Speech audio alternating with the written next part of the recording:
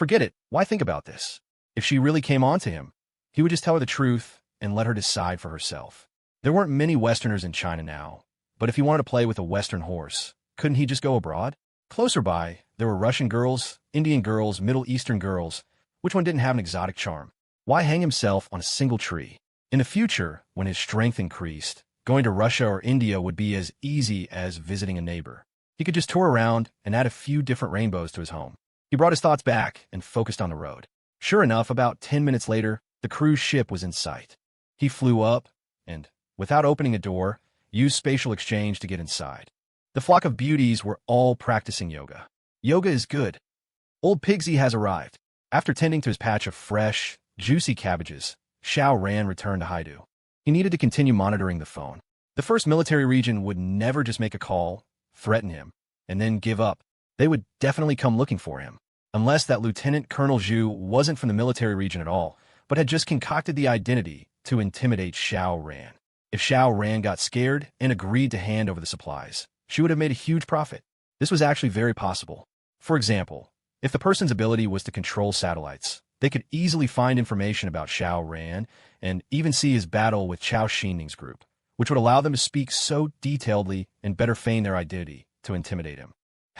Maybe this Zhu person was even a hairy-legged man. Xiao Ran decided to monitor for 4 more days. If there was still no movement after 4 days, he would forget about it. He couldn't waste his time staring at a phone forever. The first military region was in the Jinling-Feiqing area. Even if the exact location was unknown, it should be enough time for them to get here from that direction in 4 days. That is for ability users.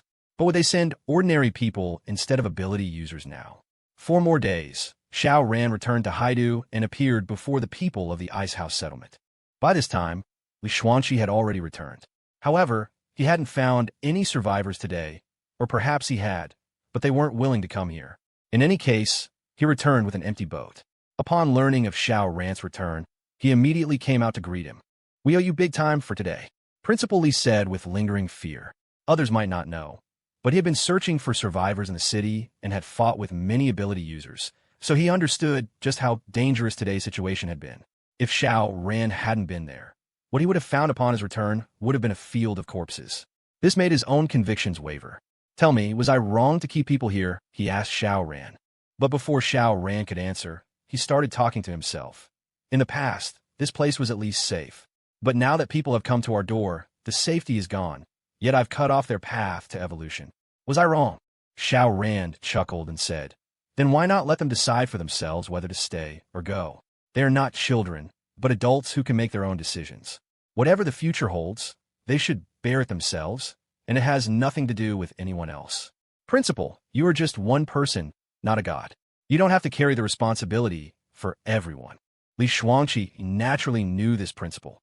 He had just been overthinking it. But hearing Xiao Ran say this, he felt much more relieved and seemed to have made up his mind. During dinner, Lewanchi announced his decision. From today on, everyone could decide whether to stay or leave, and he would no longer interfere. He would of course welcome those who wished to stay, and he would not stop those who wanted to leave, but they could not be like A.I. Sheng, who led enemies back home when he encountered danger. For such people, he would show no mercy. That night was a rather difficult one for the people of the settlement. They all faced a choice, to go or to stay. Xiao Ran's ice house suddenly became lively. Within half an hour, 4 different groups of people came over one after another, all to inquire about his plans. If Xiao Ran was leaving, could he take them with him? As long as Xiao Ran was willing to take them, they were naturally willing to offer themselves in return. Xiao Ran politely declined. He wasn't interested. It was a complete waste of energy. Some came alone, others came in groups. Unfortunately for them, they had met Xiao Ran. Threesomes, foursomes, even fivesomes, what did that matter? Was he that shallow of a person? All were rejected. However, the 5th group surprised Xiao Ran. It was actually the Westerner, Leah. "Xiao, are you asleep?" Leah asked from outside the ice house. "Not yet, what's up?" Xiao Ran asked back. "Can you take a walk with me?" Leah said, Your game is on another level. You even know how to play hard to get." "Sure." Xiao Ran came out of the ice house. They were both ability users, so they naturally weren't afraid of the cold. And they were just walking around the ice houses, so even Leah wasn't afraid of getting lost. "Xiao, are you planning to leave here?" After a few steps, Leah finally asked. Xiao Ran nodded. "I was never from here in the first place, just staying for a few days. I'll be gone in 4 days at most. If the first military region appeared earlier, he would leave earlier, but he wouldn't stay longer than 4 days at the latest. Leah bit her flame-like lips and said, I want to leave with you. The meaning in this sentence couldn't be more obvious. Here it comes. If Xiao Ran were to sweet-talk her now, he could probably win over this Westerner tonight. But he never lied in matters of love and sex, preferring only transactions. Japanese women didn't count. He smiled and said to Leah, How much do you know about me? Huh? Leah was a bit confused. Xiao Ran laughed. I'm not a lone wolf. I have a lot of women at home, and I can't give them up for anyone.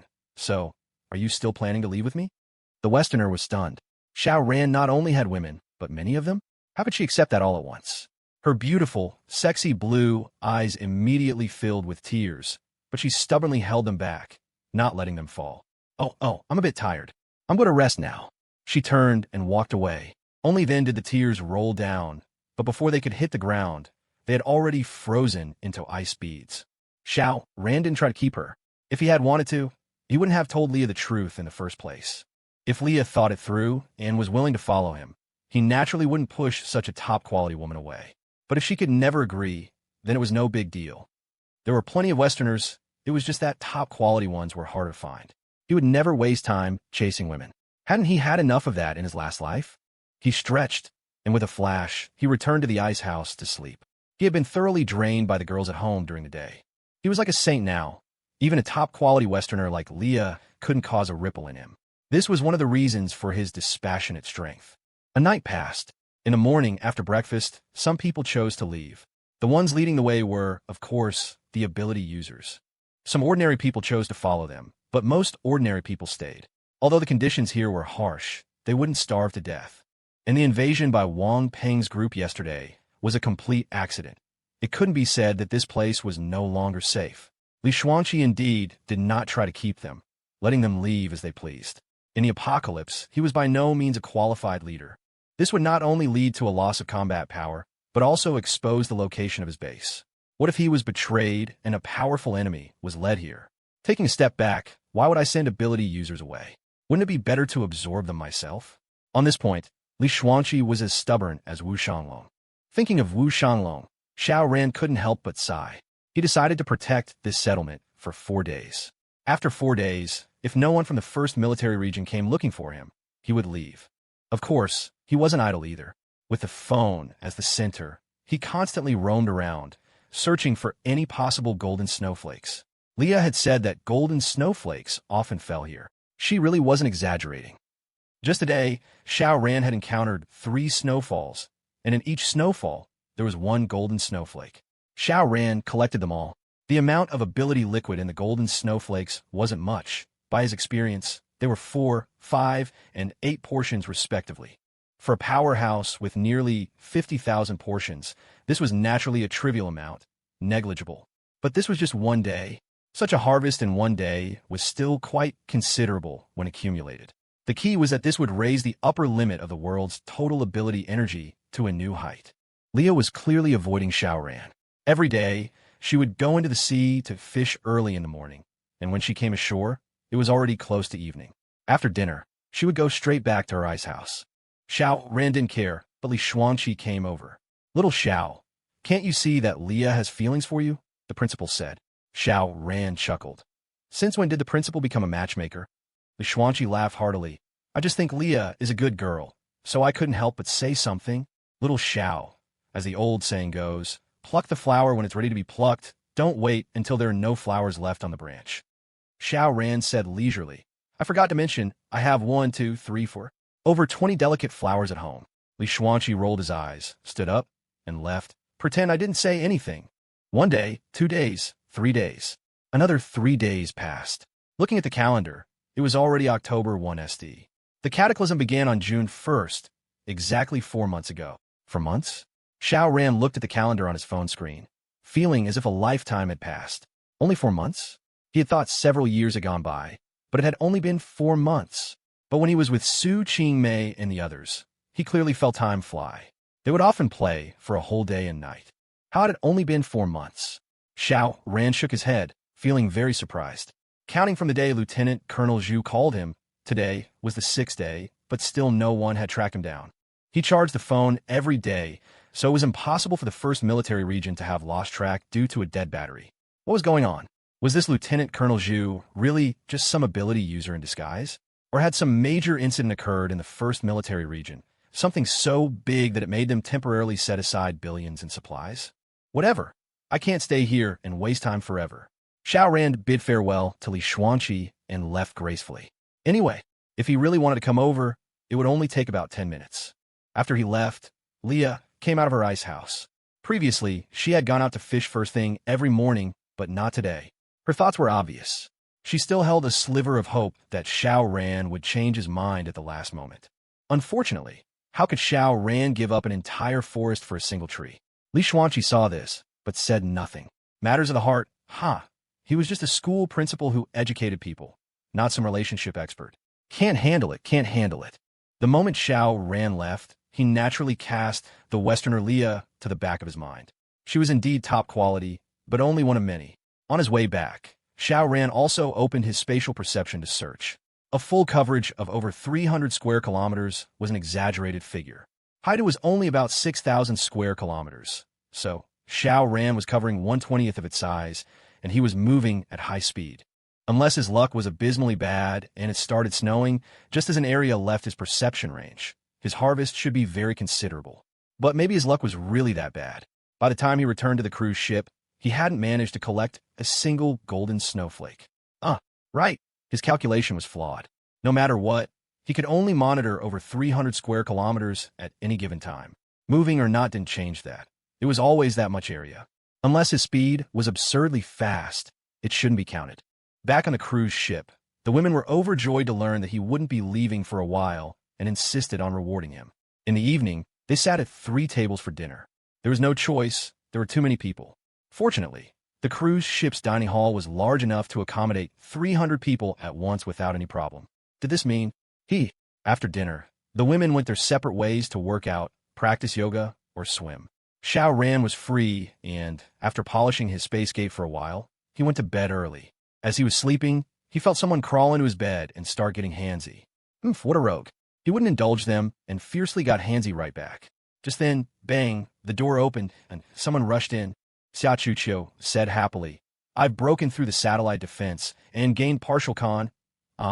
She let out a cry, her pretty face flushing red. Some people, no matter how many times they've seen each other naked, can never hide their shyness. "I'll come back later." She fled in a panic. But the next second, she disappeared from where she stood, and a card floated down. Lin Xiaoqiang, flushed with anger and embarrassment, repeatedly lashed out at Xiao Ran, but he neutralized all her attacks with nonchalant ease. All right, there's still enemies outside. Do you really want to keep fighting me here?" Xiao Ran said with a smile. Only then did Lin Xiaoqiang indignantly stop her attacks, or rather, her kicks, and glare resentfully at Xiao Ran. "You have to compensate me. Help me drive back the Madman Gang, and I'll reluctantly let you off the hook." Xiao Ran was taken aback. "So you caused this whole scene just to get out of paying me? Girl, you really are a money grubber." Then, he couldn't help but chuckle. He had never intended to ask for payment in the first place. He was just teasing her. "Fine, I'll let you think you got the better of me." Xiao Ran feigned hesitation, considering it for 3 seconds before nodding reluctantly. "Fine." Only then did Lin Xiaoqiang reveal a satisfied expression, looking smug as if she had just gotten a great deal. They looked at each other, both smiling. "Let's go." The two of them walked out.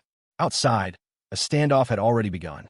"That's my dad." Lin Xiaoqiang gestured with her chin towards a middle-aged man leading their side. "The one next to him is our gang's second-in-command, Ming Wenhua. He has a younger brother, Ming Yongqiang, but he's not the third-in-command, he's the fourth. The third-in-command is Uncle Ma Yongping." Xiao Ran took a look. Lin Jiahe was in his early 40s and remarkably handsome, much more so than him. No wonder his daughter was so beautiful. Oh no, if my daughter takes after me, won't her looks be dragged down? Lin Jiahe's strength was impressive, with an Esper level of around 3,000 units. The brothers Ming Wenhua and Ming Yongqiang were only about 30 years old and looked very similar, but their strength was far inferior. One was around 2,000 units, and the other only 1,500. No wonder one was the second in command, and the other could only be the fourth. Across from them, the man talking to Lin Jiahe was about 30 years old, his appearance hard to discern, as his face was covered in wounds. Some were old, their scars terrifying. Lin Xiaoqiang introduced him. That's Wong Su.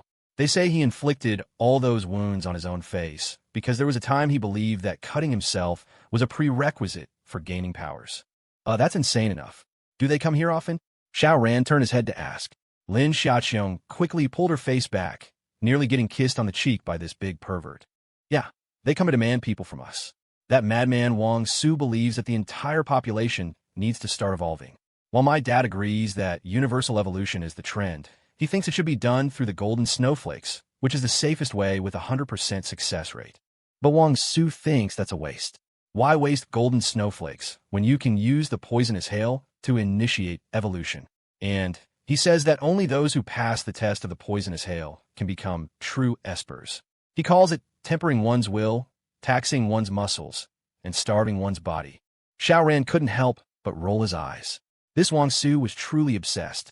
He extended his spatial perception to listen to the conversation between Lin Jiahe and Wong Su. Sure enough, the content was largely the same as what Lin Xiaoqiang had said.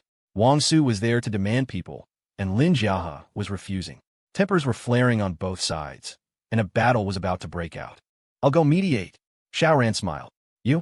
Lin Xiaoqiang quickly grabbed him. Don't go getting yourself killed. Your strength is no different from mine. I only called you to make up the numbers. Don't really think you're that amazing. So that was your plan. I thought you had a keen eye for talent. Xiao Ran looked at her with a mournful expression. In your eyes, am I truly that weak? One must know their own limits, Lin Xiaoqiang said with a serious face. Fine. Xiao Ran gently shook his arm, and Lin Xiaoqiang could no longer hold on. He strode forward, walking towards Lin Jiahe. That idiot. Lin Xiaoqiang was stunned for a moment, then quickly gave chase. But strangely, though Xiao Ran was walking calmly, she was sprinting, yet she couldn't catch up to him at all. The distance between them didn't even shorten by a meter. Xiao Ran had activated his spatial domain. Within it, one of his steps was the distance of 10, while 10 of Lin Xiaoqiang's steps were the distance of 1. How could she possibly catch up?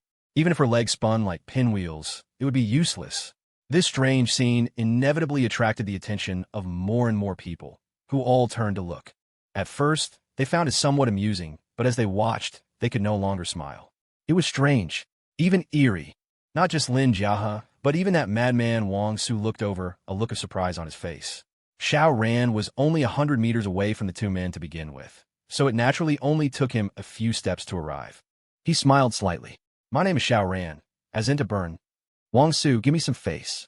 Don't come here again in the future. How about it? Wong Su was indeed obsessed when it came to becoming an esper, but in terms of social conduct, he was merely extreme, not psychotic. He looked at Xiao Ran, a smile gradually forming on his lips. Is your ability related to face, that you'd ask me to give you face? Now I don't like the sound of that. Xiao Ran. Lin Xiaoqiang finally arrived, panting heavily. Don't talk nonsense. Hurry back with me. She was truly greedy, but she wasn't a bad person. Wong Su's ability was incredibly terrifying, capable of killing without a trace. Wong Su, however, raised a hand to stop her, forcing a smile onto his face. Since you're here, why not have a chat? His face was covered in scars, and as he smiled, the wounds bunched up together. The smile was like a blooming wound, incredibly creepy. Lin Xiaoqiang was visibly frightened and subconsciously took a step back. Wong Su just smiled and said, Niece, do I look that scary? In reality, he wasn't much older than Lin Xiaoqiang, but since he and Lin Jiahe were both leaders of their respective factions, it wasn't presumptuous for him to call her niece. Lin Jiahe, however, frowned. He pulled his daughter behind him and shot Xiao Ran a displeased look. It's one thing for you to be ignorant of the dangers, but how could you drag my daughter into this? Wong Su might be a madman, but he was an incredibly powerful one. Even he was extremely wary of him. Who do you think you are? He shouted. When adults are talking, children should step aside. Stay. Wong Su snorted. Who should Lin Xiaoqiang listen to? Her father, of course. So she slowly backed away. Wong Su revealed a strange smile and said to Lin Xiaoqiang, Your legs are broken. You dare. Lin Jiahe was furious and immediately threw a punch at Wong Su. Wong Su sidestepped, dodging the punch. And with two crack sounds, Lin Xiaoqiang collapsed. Her two legs twisted at a bizarre angle. The bones were truly broken. Xiao Ran was astonished and couldn't help but stare at Wong Su. Word of law. Lin Xiaoqiang fell to the ground, screaming repeatedly.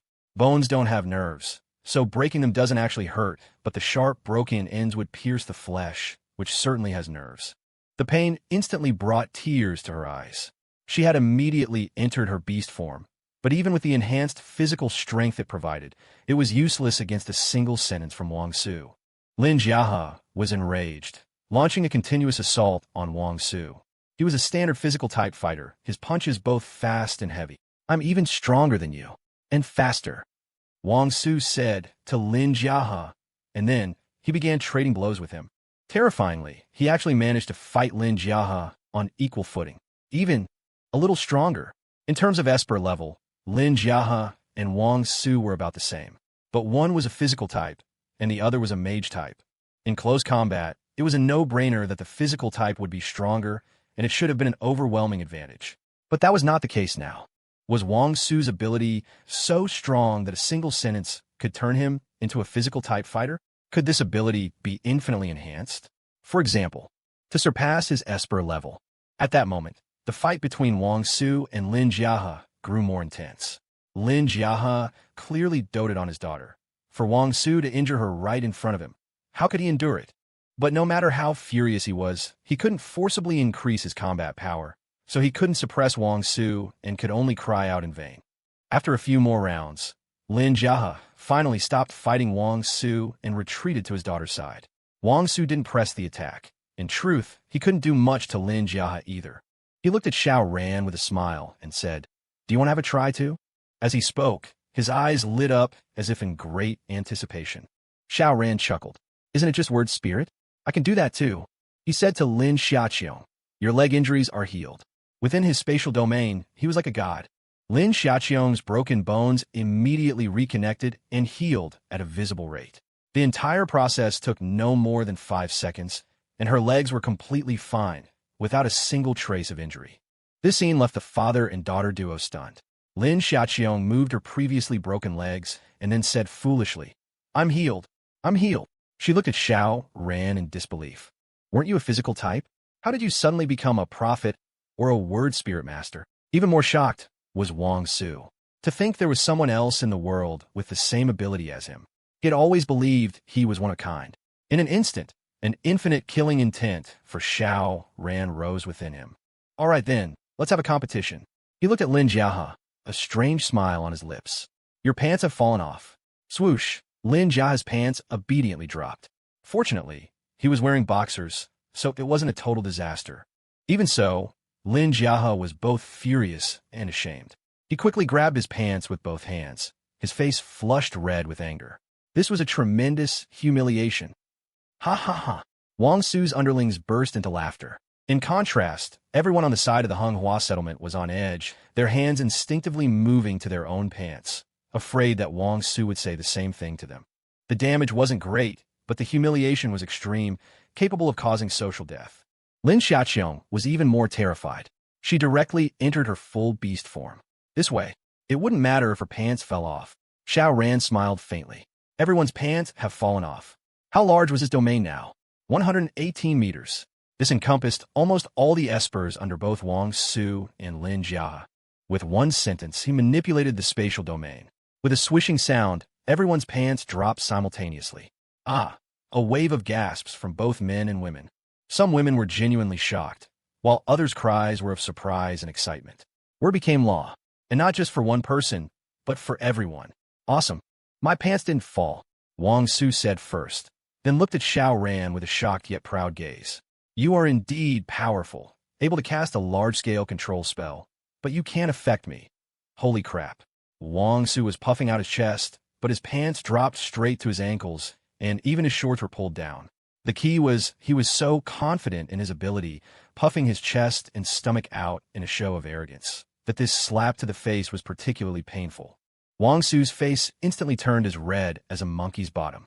Luckily, the numerous scars on his face already gave his skin a dark reddish hue, so the deep blush wasn't overly obvious. Xiao Ran glanced at him and chuckled, small and weak. "Your wife must have it tough." "Bastard!" Wong Su roared, shouting at Xiao Ran. "Be struck dead by lightning." A bizarre scene occurred.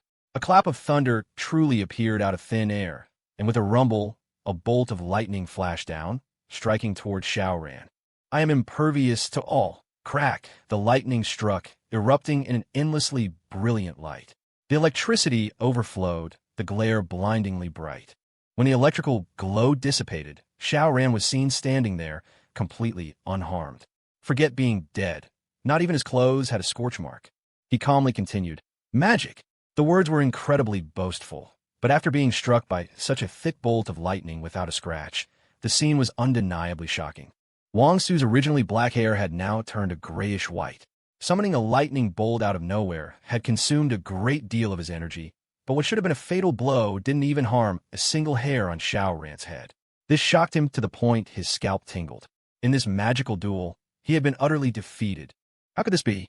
He was so much weaker than Xiao Ran.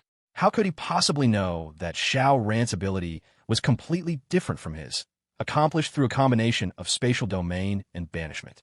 For a moment, a wave of gasps swept through the crowd, and then everyone was busy pulling up their pants. Lin Jiahe let out a long sigh of relief. Since everyone's pants had fallen off, he didn't have to be embarrassed anymore. This young man is not bad. He looked at Xiao Ran, full of gratitude. This had successfully saved him from social death. Although the price was that his own people's pants had all dropped as well, for him, this kind of mutually assured destruction was completely worth it. Seeing hundreds of people simultaneously hike up their pants was wild. Everyone was doing it except Xiao Ran. He just stood there, hands clasped behind his back, like he was on a different plane of existence. People are all about comparison. Was Xiao Ran handsome? Just average. But now he was the only one in the entire crowd who was calm and composed, not needing to hold up his pants, which instantly made him stand out. Truly handsome, like a jade tree in the wind. Wong Su was unwilling to accept defeat. He shouted at Xiao Ran, "All your clothes fall off." However, nothing happened. It would be amazing if his word of law could affect another dimension. Xiao Ran smiled faintly. "You're pregnant." "Ha ha ha. I'm a man. How could I possibly be pregnant?" Wong Su laughed loudly. "Even if your Esper level is above mine, word of law has another crucial prerequisite. It must conform to objective reality. For example, making someone's pants fall off, or even summoning thunder from a clear sky. These things can indeed happen in reality, at most with a very low probability. His ability, in essence, was to turn events with an incredibly low probability into high-probability events, even making them happen 100% of the time. However, the lower the probability of an event, such as a thunderstorm in this, whether that also strikes a specific person, the more of his power it consumed to make it happen. To summarize, the less likely an event was, the more power he had to expend. The problem was for something that was fundamentally impossible. The probability was 0. Everyone knew that multiplying even an astronomical number by 0 still results in 0. It could never even reach 1%. He was a man, so the probability of him getting pregnant was 0. Therefore, no matter how strong you are, you can't make that sentence come true. Embarrass yourself, you bastard. However, his expression immediately changed in horror. Under the watchful eyes of the crowd, Wong Su's belly suddenly swelled up. He was pregnant, and it looked like he was already 4 or 5 months along.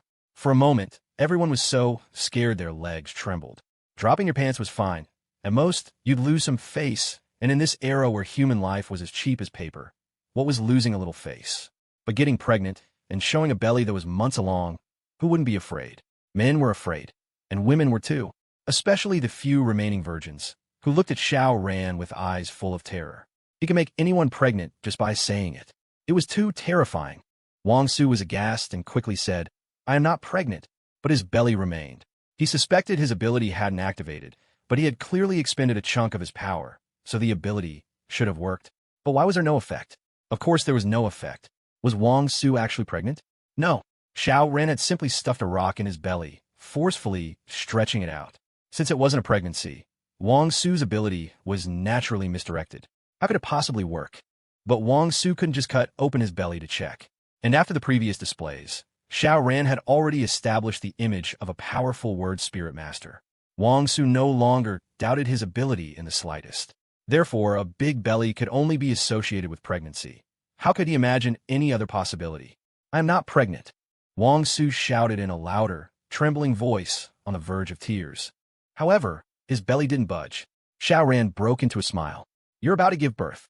He activated a spatial exchange, swapping the rock in Wong Su's belly for a larger one. Instantly, Wong Su's belly naturally swelled up another size. His belly was now pointed. Xiao Ran glanced at it. A round belly means a girl. A pointed belly means a boy. Congratulations. Congratulations, my ass. Wong Su was genuinely scared. He said to Xiao Ran shakily, "Take the baby out of my belly. I'll agree to any demand you make." If he really gave birth to a baby, that would be something else. Who was the baby's father? Him? Then who was the mother? Also him? Xiao Ran was finding it very difficult to hold back his laughter.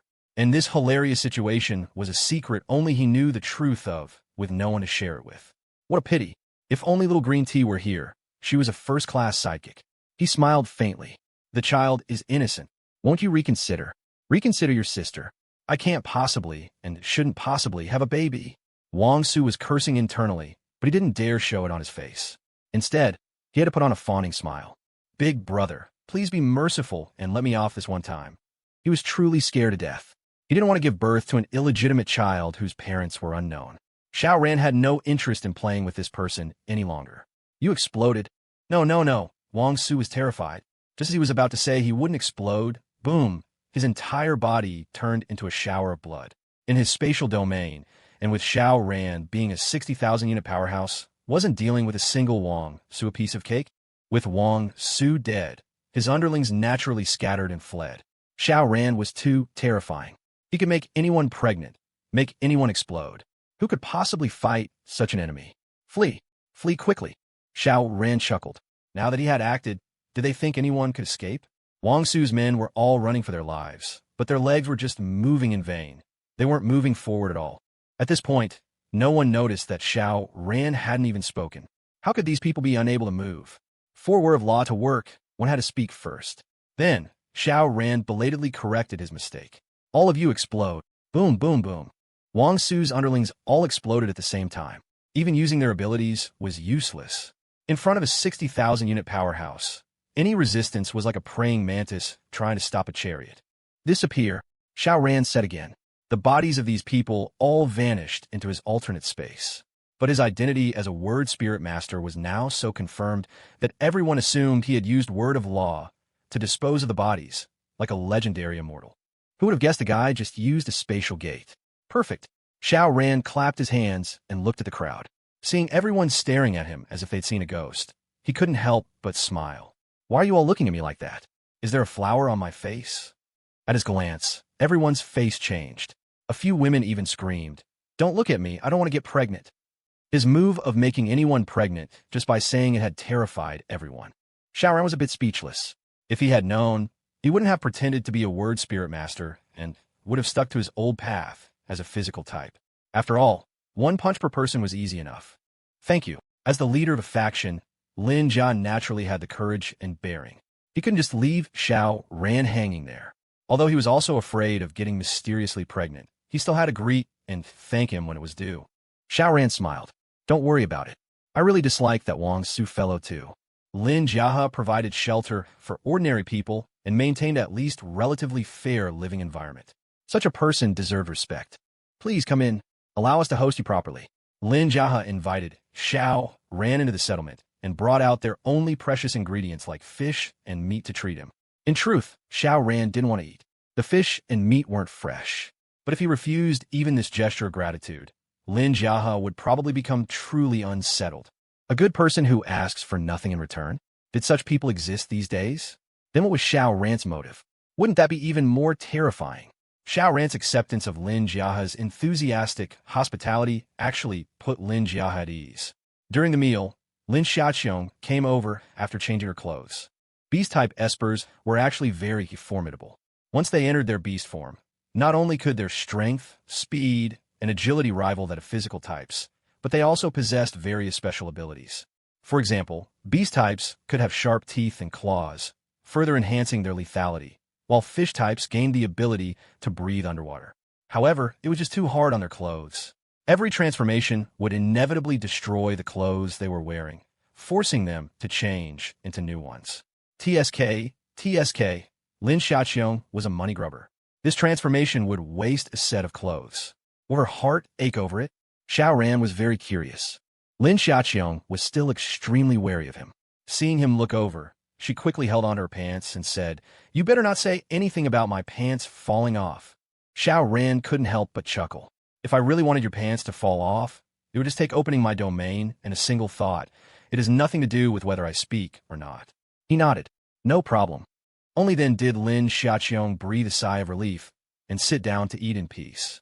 However, after only a few bites, the money grubber asked Xiao Ran, if you say there's a plate of pig's head meat in front of me, will a plate of pig's head meat really appear? That's very much in line with her character. Xiao Ran chuckled and wiped his hand across the table. There's a large lobster in front of me. However, no large lobster appeared. Lin Xiaoqiang was a little disappointed, but also relieved. I was worried that the supplies you gave me before were also something you conjured out of thin air, and that they might suddenly turn into rocks or paper. Good. You're overthinking it, Xiao Ran said. Have that old Wu keep an eye out for me. Have him perform a divination every day on the whereabouts of that group of little Japanese devils. I'll remember the payment. I definitely won't short you. No problem. The one who pays is the boss. Lin Xiaoqiang had an as long as you pay, anything goes attitude. After dinner, it was getting close to nighttime. Xiao Ran asked Lin Xiaoqiang for a room and went into rest. He took out his phone to contact his family and chatted for a while. After confirming that nothing was wrong and the 5 pregnant women were all fine, he hung up. It wasn't even midnight, yet his door had been knocked on more than a dozen times. Naturally, it was a flock of beauties. Xiao Ran had been so formidable during the day, wiping out a major faction with just his words. Such a man was naturally the most worthy person to depend on in the apocalypse. Of course, Xiao Ran didn't open the door. His standards were very high now. Was there any woman in this settlement who could catch his eye? Oh, Lin Xiaoqiang was acceptable, but she was already around 300 units of Esper level. What level had her friction reached? Forget it. I'm not short on one woman. He just slept peacefully. Both his Esper's crisis premonition and his spatial perception allowed him to sleep soundly in a strange place. A 60,000 unit powerhouse. In this city, he could absolutely crush everything. In the latter half of the night, the number of people knocking on his door gradually decreased. Xiao Ran was completely unaffected, sleeping soundly until dawn. It was a new day. Old Wu's divination ability was very limited, usable only once a day. So, today he performed another divination for Xiao Ran. With yesterday's foundation, today's divination allowed Old Wu to narrow down the scope a bit more. The little Japanese devils had likely landed in Heilongjiang province. However, the scope was still too large. Well then, continue tomorrow. Xiao Ran decided to take a trip to the Godhood Society and meet the Chinibi there. After asking Lin Xiaoqiang for the address of the Godhood Society, he set off alone. With his speed, even just strolling, he arrived at the location in about 10 minutes.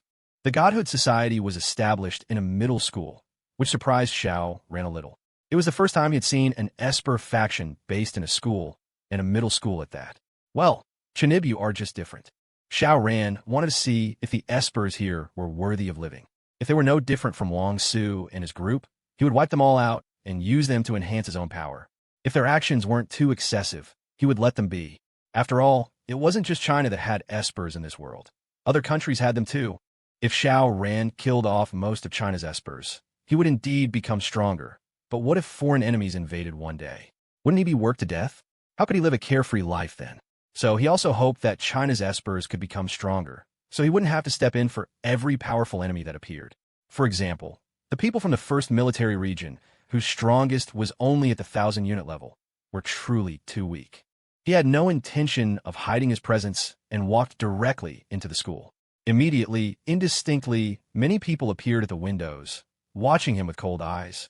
Swoosh! A figure flew out from the building, engulfed in flames, like a large fireball crashing into the snow. Then the person slowly got up, first tidied his hair, and then said, "Are you here to join the Godhood Society?" Before Xiao Ran could answer, he continued, "Remember, you must call me Lord Fire Fist. Oh, this person should be the Godhood Society's second-in-command, Xiao Jiang, nicknamed Fire Fist. Key point, a self-proclaimed nickname.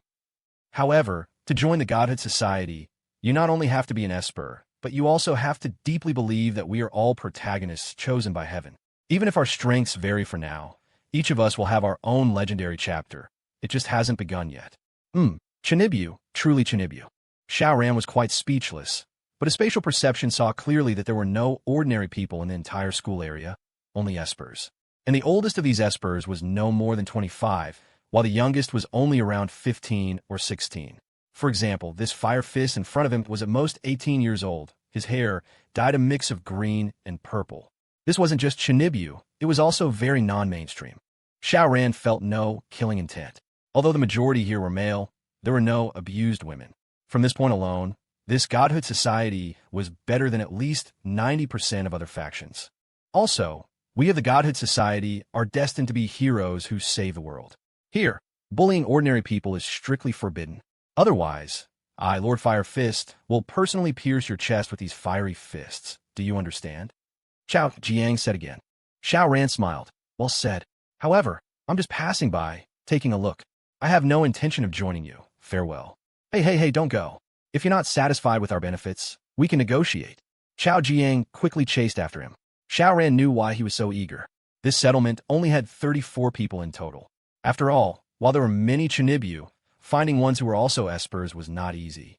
This group of young people dreamed of saving the world, so naturally, they hoped for more members. Xiao Ran had no intention of being Chinibyu. Since this group of young people were just holding on to impractical yet beautiful dreams, why should he crush them? He left. Back at the Hunghua gang, Xiao Ran had nothing to do. He made another phone call home. Well, a long one. Each woman seemed to have endless things to say, especially the 5 pregnant ones. Xiao Ran naturally listened.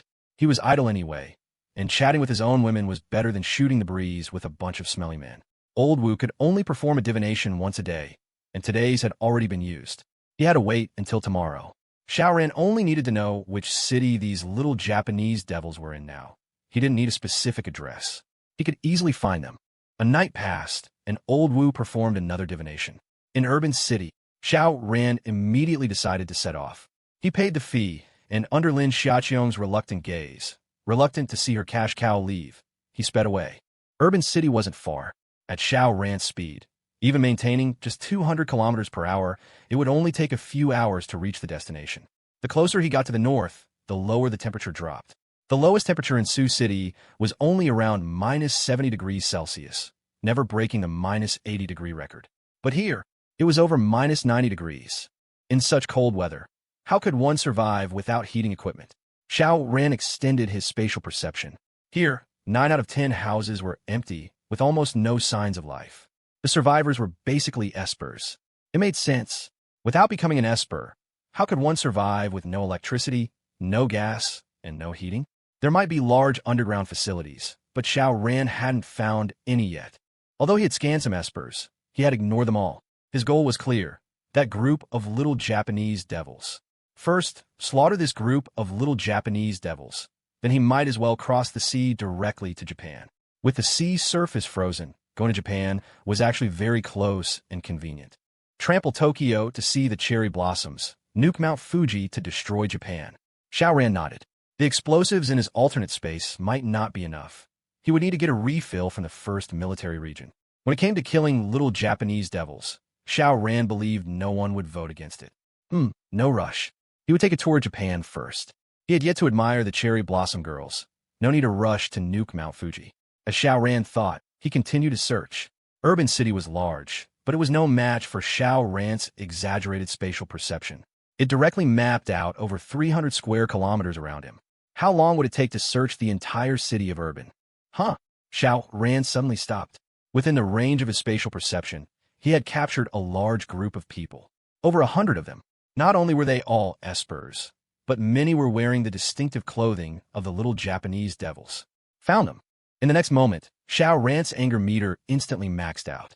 Because where was this group hiding? It was actually in the infamous museum of the Unit 731 war crime evidence.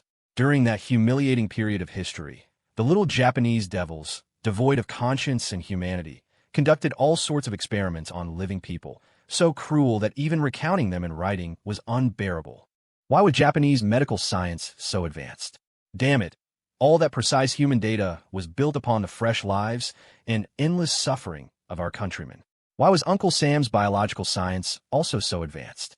Wasn't it because they took the experimental data from Unit 731 after the war, made a deal with the devil, and sheltered those demons from trial, allowing them to transform into professors in various university medical departments or hospital directors, to be revered by later generations?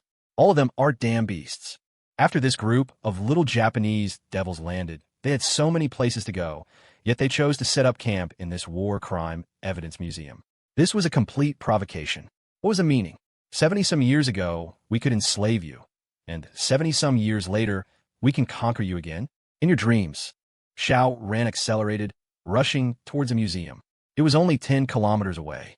In less than a minute, Xiao Ran arrived at the museum entrance. Spatial exchange. A little Japanese devil appeared out of thin air in front of him. Xiao Ran then used spatial compression and splat. This little Japanese devil was compressed into a blurry mass of flesh and blood. Next one, splat, and the next, splat. After killing 17 people in a row, a large group of people finally ran out of the museum. 100 or so people, men and women, mostly young, with almost no elderly. Xiao Ran acted as if he didn't see them, continuing to activate spatial exchange.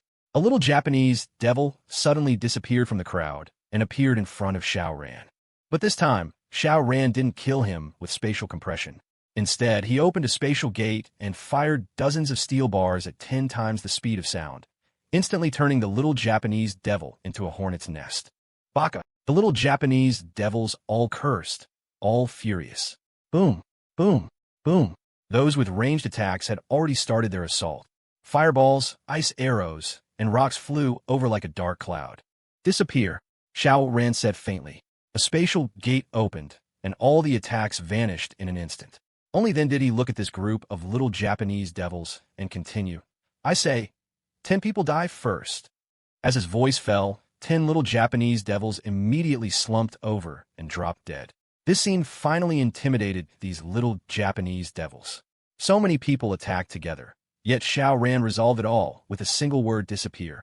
And when he said 10 people would die, 10 of them died. How could they not be terrified? They all stopped in their tracks, looking at Xiao Ran with wary eyes, both fierce yet afraid, very much in line with their national character. A woman in her 30s, dressed in a traditional kimono and wearing white socks but no shoes, took small, shuffling steps forward. She first bowed to Xiao Ran, then said in very standard Chinese, "This brave warrior from China, why are you attacking us without reason?" "Oh, switching tactics after seeing you can't win?" Xiao Ran smiled faintly. "For no reason, I just like beating up devils." The woman in the kimono gave a bitter smile.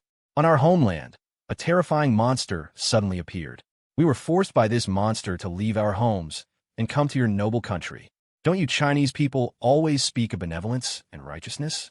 We have come here as refugees. Why must you press us so hard? Heh, starting with the moral blackmail already?" Xiao Ran was unmoved. "First, you're not qualified to stand and talk to me." As his voice fell, thud, the woman in the kimono knelt down stiffly. She clearly wasn't doing it voluntarily. She quickly tried to stand up, but it was as if a mountain was pressing down on her. She couldn't even move a finger. "Second, I hate kimonos." Bang! All the clothing on the woman in the kimono instantly disintegrated into fragments, revealing a pale body. It had to be said, although she was 30, her figure was very well maintained, and her skin was fair and delicate. It wasn't just her. The clothes of everyone wearing a kimono, whether male or female, were instantly shattered. "Is he a god?" a little Japanese devil said with a trembling voice. "No, this must be his Esper ability." "That's right, he spoke first, and then the corresponding event happened. So don't let him speak." Many of the little Japanese devils were communicating quietly in Japanese. The woman in the kimono, stepping forward to speak, was just a distraction for Xiao Ran.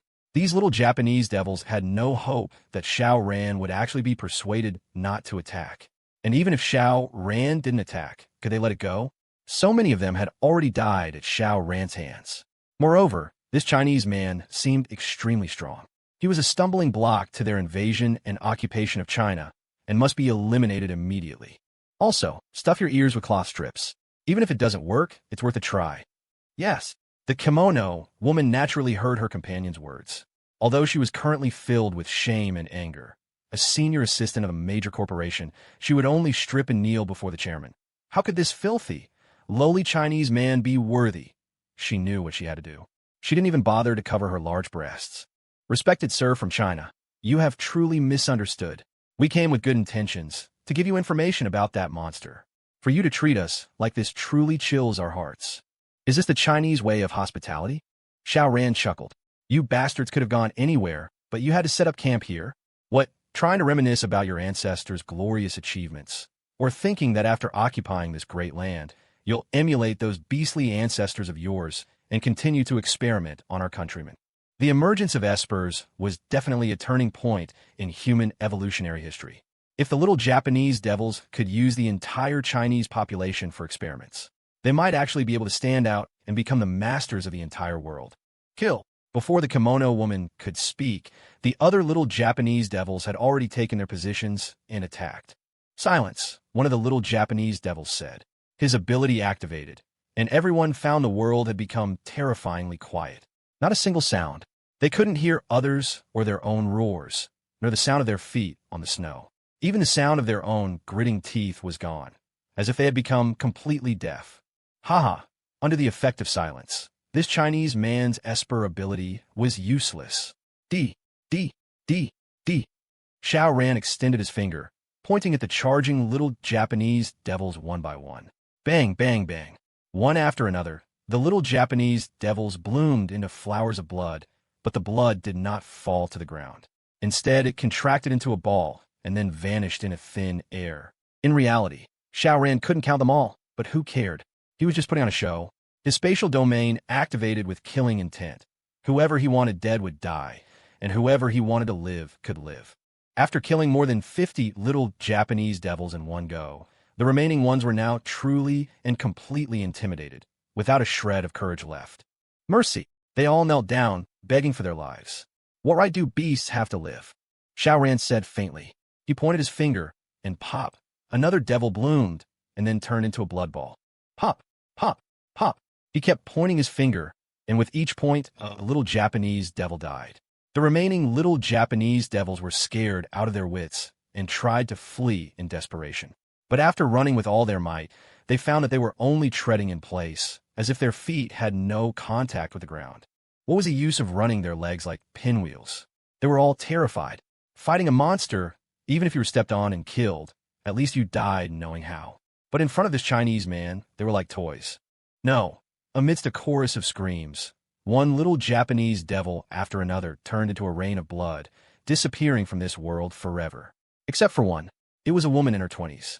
She was decent looking, her only flaw being a set of crooked teeth, a feature considered beautiful by women in Japan who would even intentionally get their teeth made crooked. A bizarre aesthetic. She was still clutching 2 fireballs in her hands, but she didn't dare to throw them anymore. She was completely terrified. Of course, Xiao Ran didn't leave her alive out of kindness. He was planning to absorb their powers. Under some strange rule, the efficiency of absorbing powers was getting lower and lower. He released all the esper corpses from his alternate space, merging them into a single ball. He placed his hand on it, and a massive amount of power surged into him. About 30,000 units. Quite substantial. Xiao Ran's esper level directly broke the 90,000 unit mark. A pity that the absorbed power was now decaying. Otherwise, this amount should have been around 35,000. In just a moment, Xiao Ran's eyes turned red. He looked at the last little Japanese devil and let out a cold laugh. Xiao Ran had no need for any pity for the fairer sex. He just needed to release his side effects to the fullest. When he was finished, the little Japanese woman was surprisingly still alive, but Xiao Ran had no intention of letting her go. With a single thought, the woman stopped breathing. What let her go? Take her back to the cruise ship to keep? How could that be? After going to Japan, he might indeed bring back a few top-tier beauties, but that one? She was just for releasing side effects. Xiao Ran scanned the museum again and found it had returned to being empty. He stood at the entrance and observed a minute of silence. Your hatred, your suffering, I will carry with me to Japan. I will not let you down. Xiao Ran turned and left. He was filled with a certain energy now. Rage. After scanning the museum with his spatial perception, he had seen many shocking images and records. Xiao Ran had seen related movies, TV shows, and documentaries before, but none of them had the same impact as the materials in the museum. None were so infuriating. The little Japanese devils, they all damn well deserved to die. Onward. Xiao Ran didn't stop. He directly entered the vast expanse of the sea, set a direction, and advanced with unwavering determination. Before the sky turned dark, Xiao Ran successfully made landfall. Not long after, the sun set and a thick fog arose. Xiao Ran, however, was completely unaffected. He moved through the darkness like a ghost. From now on, I am the Soul Reaper. Anyone I meet, whether good or bad, man or woman, old or young, will have only one end. Xiao Ran's heart was colder than this absolute frost. Half an hour later, he arrived at a small town. The town's population was almost entirely wiped out, but there was one group of exceptions. They had dug a hole in the ground. Although it was very simple and couldn't even be called comfortable, it at least kept the temperature above freezing, so people wouldn't freeze to death. However, this place was no different from hell. From now on, and for a long, long time to come, this world would belong to the Espers. Xiao Ran was certain of this. The old social order would completely collapse, replaced by one Esper faction after another, where those who followed would live, and those who resisted would die. In Sioux City and High City, Xiao Ran had indeed seen the law of the jungle, where the actions of some people were no different from those of wild beasts. No, they were far worse. After all, even when beasts fought amongst themselves, it was only for survival and procreation. Only humans, perhaps the only species that takes pleasure in torturing its own kind. In normal times, this psychology usually manifested as showing off. Even at class reunions, some people would deliberately flaunt and boast. Wasn't this a form of psychological torture on others? But this was limited in degree. After the cataclysm, everything was different. The negative emotions pinned up in many people's hearts completely erupted. In the current context, committing any evil act would go uncriticized and unpunished, especially for powerful Espers, who could do whatever they wanted. Xiao Ran's behavior in peacetime could hardly be called that of a good person, but at least he had a bottom line. He only killed those who crossed him and engaged in fair trades. But in this small town, in that dugout, it was a true hell on earth. Humans were reduced to food and tools for venting frustrations. This dugout housed over 50 people. 31 of them were men, all Espers, and they were the rulers of this dugout. 22 were women, and surprisingly, 3 of them were also Espers, but this still couldn't change their fate of being reduced to playthings. The women were numb and spiritless. When they died, they were dragged out, slaughtered on the spot, cooked, and eaten. Even when those women were given a bowl of meat soup, they drank it without batting an eye. Cruel, bloody, indifferent. Human life was as thin as paper. Xiao Ran felt not a shred of pity, let alone sympathy. The little Japanese devils fighting and killing each other. You eat me, I eat you. What did it have to do with him? With a flicker, he appeared directly inside the dugout. Where did you come from? A person spotted him and asked in Japanese. Don't speak Chinese? Xiao Ran shook his head. So impolite. Although the man opposite him didn't understand Chinese, he could tell which country's language Xiao Ran was speaking and immediately showed a look of contempt. Shina pig, bang. Before he could finish his words, he turned into a shower of blood. Such a foul mouth. Xiao Ran shook his head and walked deeper into the demon's den. Bang, bang, bang. As he walked, all the little Japanese devils who rushed towards him turned into showers of blood. In just a moment, he arrived at the place where this group of little Japanese devils kept the women. 6 of them were currently indulging in pleasure. Hearing Xiao Ran enter, they didn't pay it any mind, thinking it was one of their companions. Until Xiao Ran smiled faintly. You are all eunuchs. Instantly, the 6 little Japanese devils felt like they were suddenly missing a component. They all let out terrified screams. How did it disappear? It was a bit short, but it was usable. Where did it go? Where's my Jiaochan? A Chinese person? One of the little Japanese devils apparently understood Chinese. After a moment of tension and unease, he immediately realized an enemy had arrived. He pulled out a samurai sword from somewhere, held it with both hands, and despite being naked, his eyes were fixed on Xiao Ran. Xiao Ran smiled faintly. Finally, someone who can speak Chinese. From now on, everyone on Earth will speak Chinese. What did you do to us? The Chinese-speaking little Japanese devil roared. How could they be men after this? Xiao Ran shrugged. It's nothing, just retraction of a yang into the abdomen. I can't be bothered with more complicated surgery. It's a waste of my time. Quickly restore us to our original state. The little Japanese devil shouted again. Xiao Ran dug his ear. Why are you shouting so loud? Don't you know that being right doesn't depend on being loud? Kill him. One of the little Japanese devils couldn't hold back any longer and immediately entered his beast form. But to his horror, his transformation was forcibly stopped halfway through, and then even that half-transformed state couldn't be maintained, and he reverted completely. Although he was still an Esper without transforming, his attributes wouldn't be very high. Could he even exert 10% of his full strength? Difficult. Another little Japanese devil was a fire tribute user. He was just about to smash a wash basin-sized fireball at this Chinese man, but the flame was extinguished as soon as it flared up. The other little Japanese devils were the same. They couldn't activate their abilities at all. Xiao Ran revealed a cruel smile. With a casual wave of his hand, 5 steel bars appeared out of thin air, slowly adjusted their angles, and then shot out with a swoosh.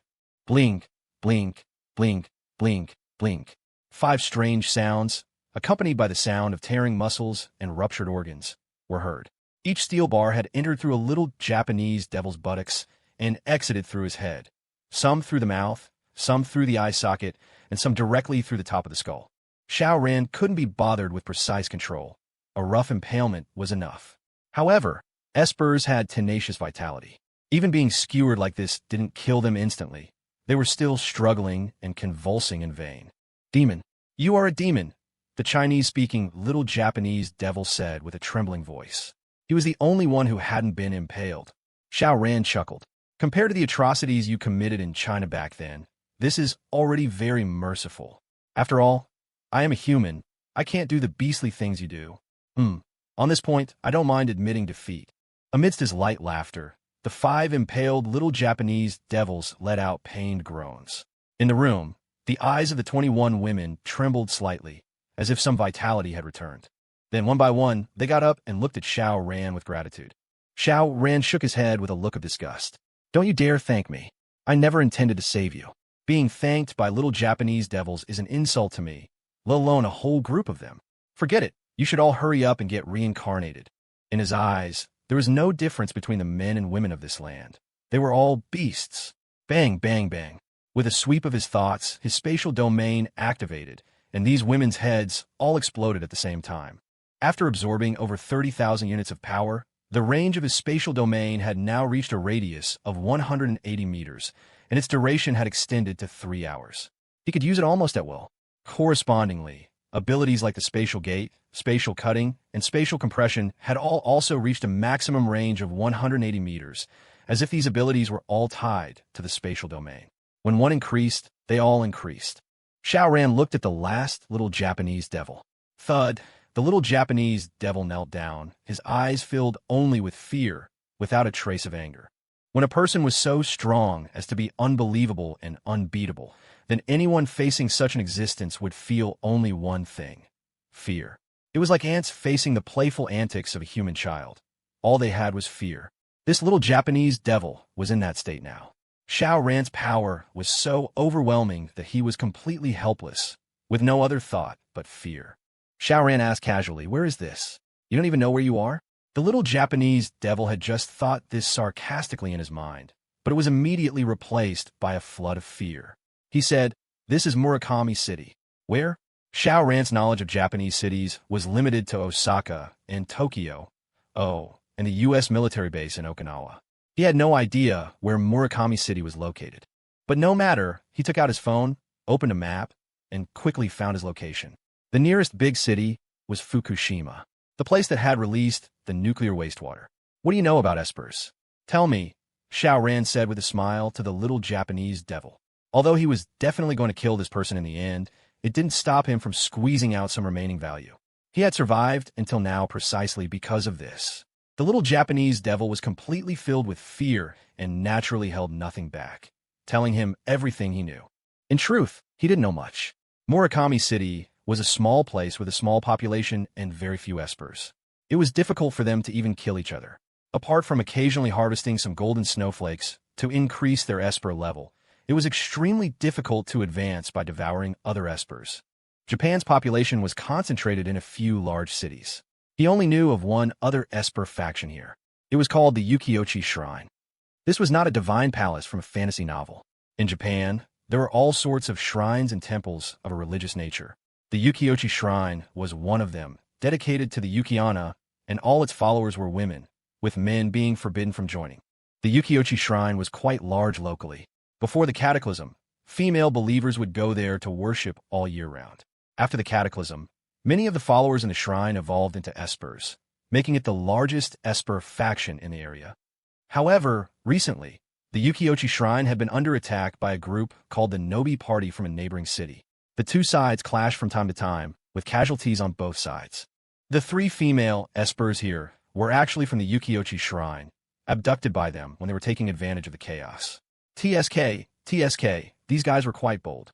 After asking for the location of the Ukiyoshi Shrine, Xiao Ran sent this last little Japanese devil on his way. He teleported out of the dugout and headed towards the Ukiyoshi Shrine. With his speed, a distance of over 20 kilometers was just a short while, wasn't it? The Ukiyoshi Shrine was on a mountain. The mountain wasn't high, maybe only about 200 meters. A set of stairs was built at the base, winding its way up. The stairs were dense, and Xiao Ran had no patience to count how many steps there were. Everywhere else was covered in thick snow, except for the stairs, which had clearly been swept.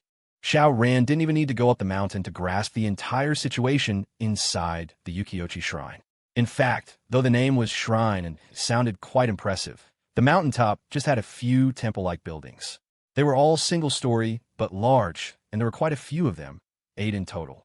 The entire shrine had 102 people, and, as the little Japanese devil had said, they were all women. Their looks were hard to describe. It was one thing to not be good-looking, but they all had buck teeth and bow legs, which made Xiao Ran feel nauseous. Wait. Xiao Ran suddenly saw a very young and beautiful woman, at most 20 years old, with long black hair that reached her hips. It was simply tied back, and the only ornament was a fresh flower. She wore a white dress, not European style, but somewhat like the attire of a Japanese miko. Her teeth were perfectly straight, and she didn't have bow legs. Nice. If you had to point out a flaw, it would be her height, which was a definite weakness, at most 160 cm. But her proportions were well balanced. Without a comparison, some might believe she was 175 cm. But a fresh flower? Were there still fresh flowers in this day and age? Was it her esper ability? Xiao Ran had naturally noticed she was an esper, and the one with the highest esper level in the entire shrine. He smiled faintly. The first souvenir had appeared. This beautiful Japanese woman could be taken back. Over 90, a goddess-level beauty. Xiao Ran started up the stairs. Just as he reached halfway up the mountain, he suddenly saw a large number of attacks rain down on him.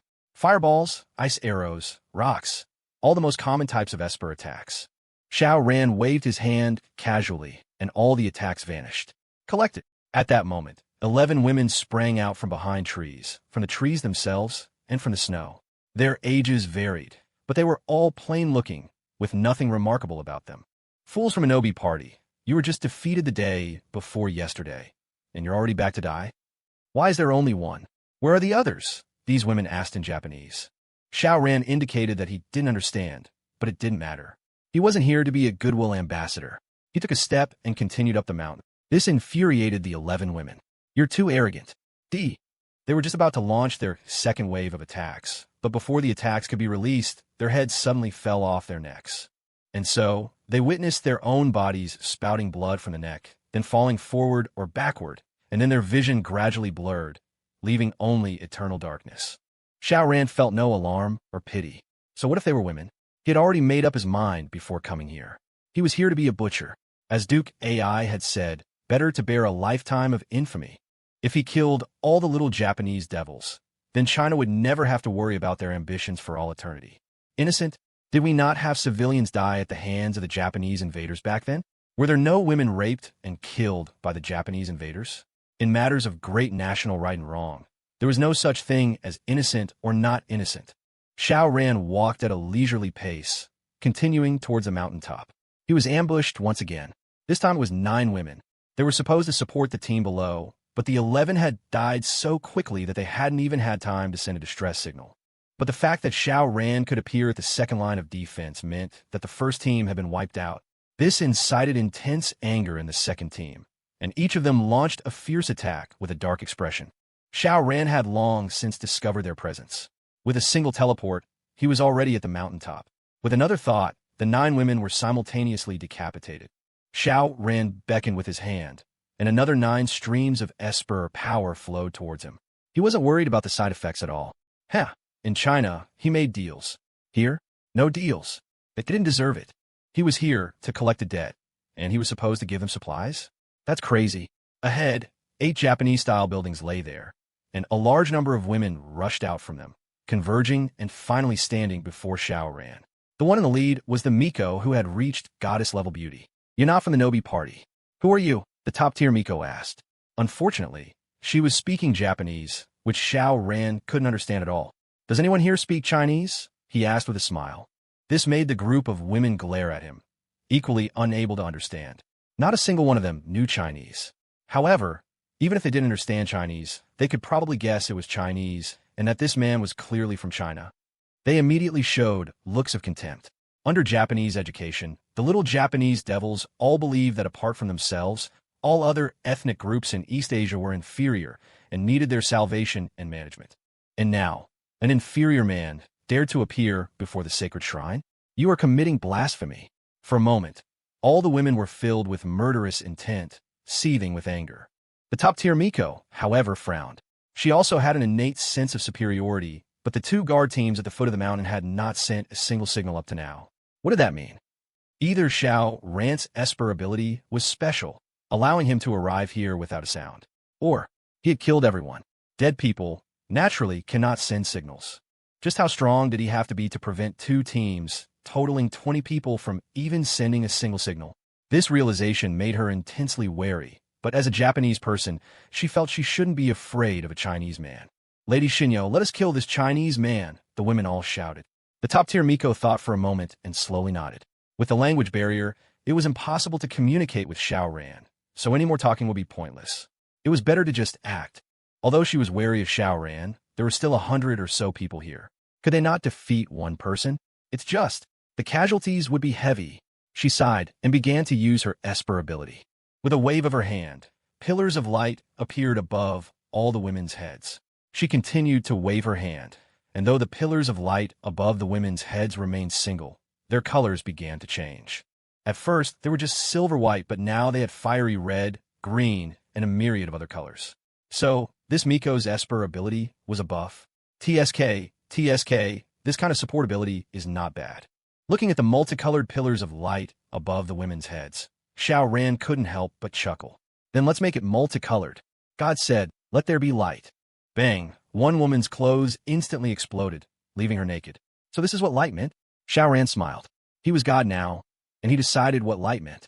The woman quickly covered herself, her face full of shame. This scene naturally stunned everyone. Xiao Ran had just said one sentence. And how did their companion end up naked? What kind of Esper ability was this? They looked at each other, then once again mustered their morale. Xiao Ran laughed heartily. God said, one light is not enough. Bang, bang, bang. The clothes on one woman after another exploded, and now it was truly a multicolored scene. A chorus of screams. However, it was only for a moment.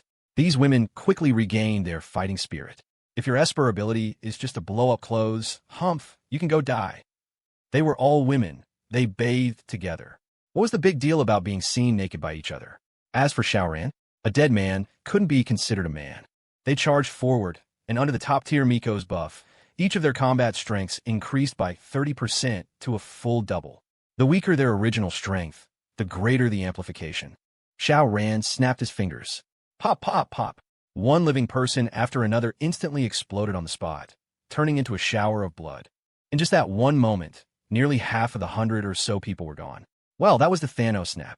Xiao Ran said in his mind, just for the joke. Now, did anyone else dare to come forward? No one. 100 or so people, just as they were charging forward, half of them were gone. How could they fight?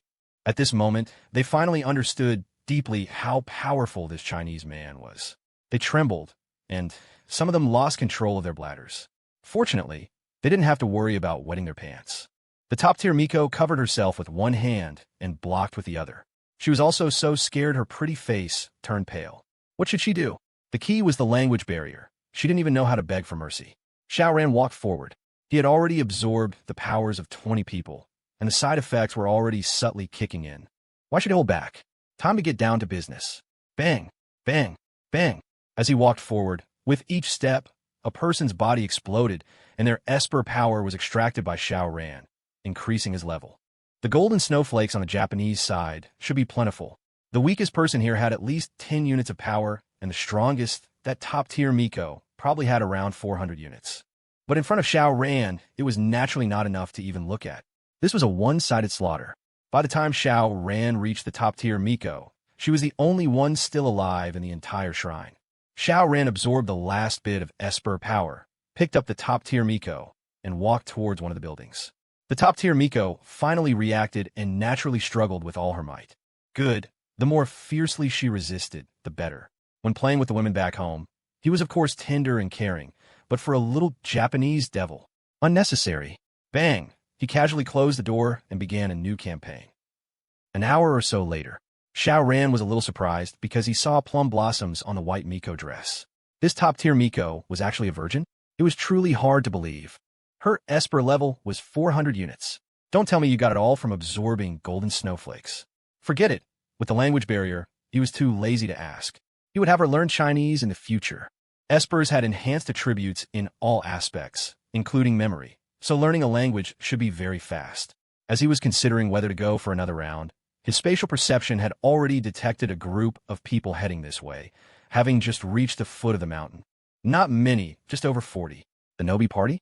He thought to himself, but he was completely unconcerned. Put on. He casually tossed out a set of clothes, complete with everything from underwear to outerwear. Seeing him conjure a pile of clothes out of thin air, the top-tier Miko, even though she was still gritting her teeth in hatred for having her innocence taken by Xiao Ran, couldn't help but be shocked once again. What exactly was this man's Esper ability? Even though she couldn't understand what Xiao Ran was saying, she naturally knew what he meant by tossing out a pile of clothes and silently put them on. That group of people was almost at the mountaintop. First, deal with the little Japanese devils. Xiao Ran grabbed the top-tier Miko by the waist, pulled her up, and then threw open the door. Just then, the 40-odd people had just run up to the mountaintop, just in time to see Xiao Ran appear from the door, his right hand holding the top-tier Miko's waist. With a beauty in his arms, the world was his. The group of people who had rushed over all froze. What the hell is this situation? Everyone knew that the Ukiyoshi Shrine worshipped the Yukiana, and its followers were all female. Men were forbidden from even joining or worshipping. This was because some perverts had previously pretended to be believers to commit indecent acts, and since then, all men had been turned away. But now, the Shinyo of the Ukiyoshi Shrine was being held by a man. Unbelievable. Incomprehensible. The crowd stood stunned for a moment before one man burst out laughing. Some Shinyo, Hada Akane, you said you dedicated yourself to the gods, but in the end, you still became a man's conquest. After he finished, the others also started laughing. Laughter aside, everyone's eyes were filled with envy and jealousy. Hada Akane was a top-tier beauty.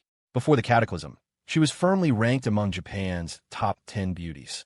Why did they insist on attacking the Ukiyoshi Shrine? First, of course, was for Esper power. Second was to capture Hada Akane and make her a spoil of war. But now, someone had beaten them to it. Damn it. Damn it. They couldn't get the first taste. Hada Akane's face flushed red. She had indeed sworn to be a forever faithful follower of the gods, to never marry, and to remain chaste for life. But what happened? The man beside her was too strong, terrifyingly strong, strong like a god.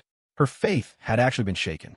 But, you guys running here, your fate should already be sealed. This Chinese man will definitely not let you go. Thinking of this, a trace of pleasure flashed through her heart. In the previous fierce battles, the Ukiyoshi Shrine had lost many people. She hated this Nobi party to the core. She deliberately rested her head on Xiao Ran's shoulder, looking like a meek, dependent bird. Absolute submission. This sight made the members of the Nobi party burn with rage and even more jealousy. They couldn't hold back any longer and all rushed forward. I want to turn to. Xiao Ran couldn't understand their words, but he could guess from their expressions.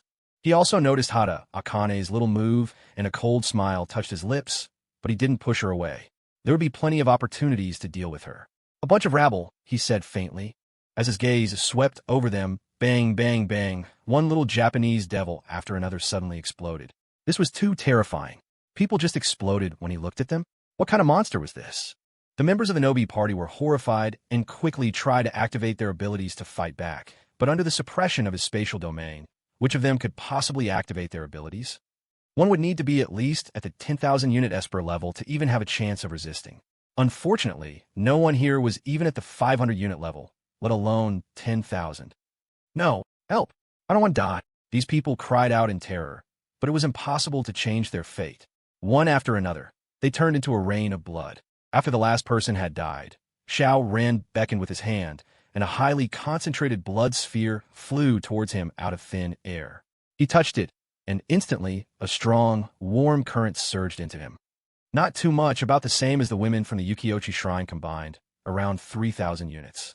Although Xiao Ran was a 90,000 unit powerhouse, he wouldn't turn his nose up at 3,000 units. He looked at Hada Akane beside him, and the Shinyo of the Ukiyoshi Shrine immediately began to tremble. It's coming again. She was terrified, but deep down, there was a tiny trace of anticipation. After Xiao Ran had dealt with the side effects, the time had come to late night. He slept soundly, but his spatial perception was kept open.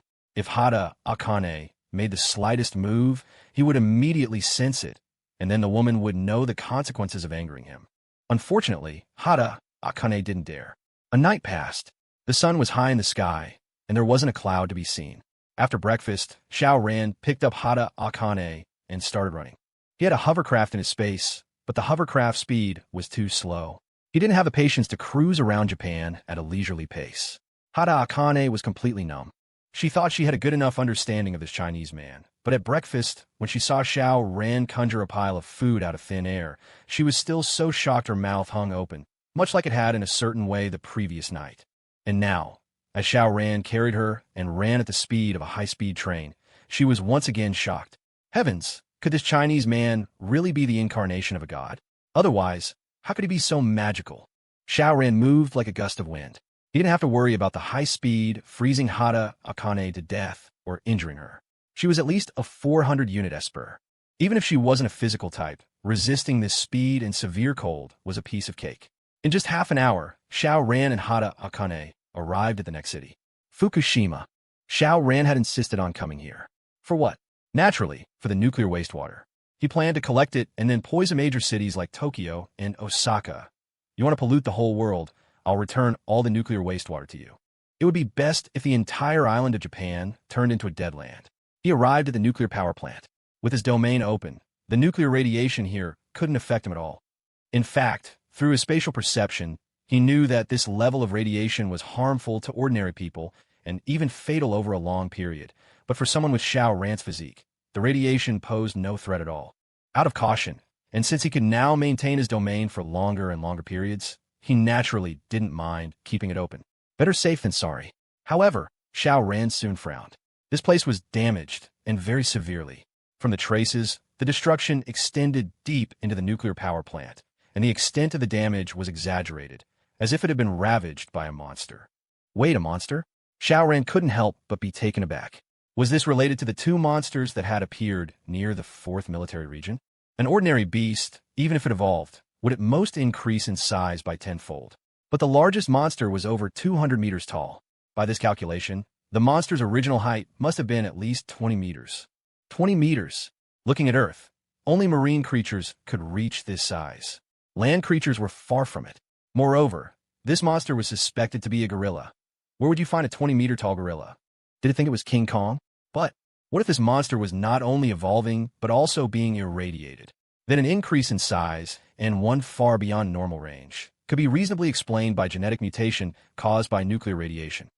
Normally, being irradiated would lead to death, but with the addition of evolution, it was quite possible for genetic mutation to just cause an increase in size.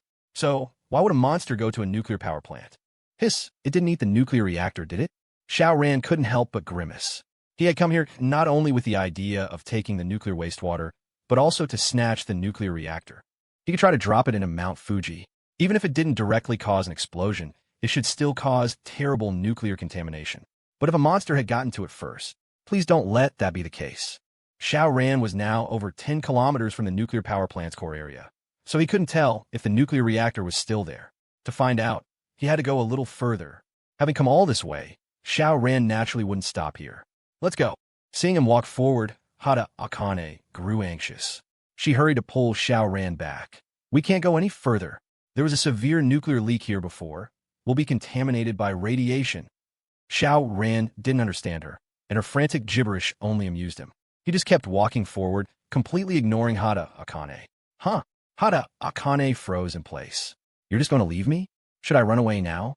From both a national and personal perspective, she had every reason to hate Xiao Ran. He was a Huaxiao person, a low class, no, an inferior race. To think she had been possessed by such an inferior man, she should have been furious, looking for a chance to kill him. But having witnessed Xiao Ran's miraculous abilities and his strength, Hada Akane was surprisingly a little reluctant to leave.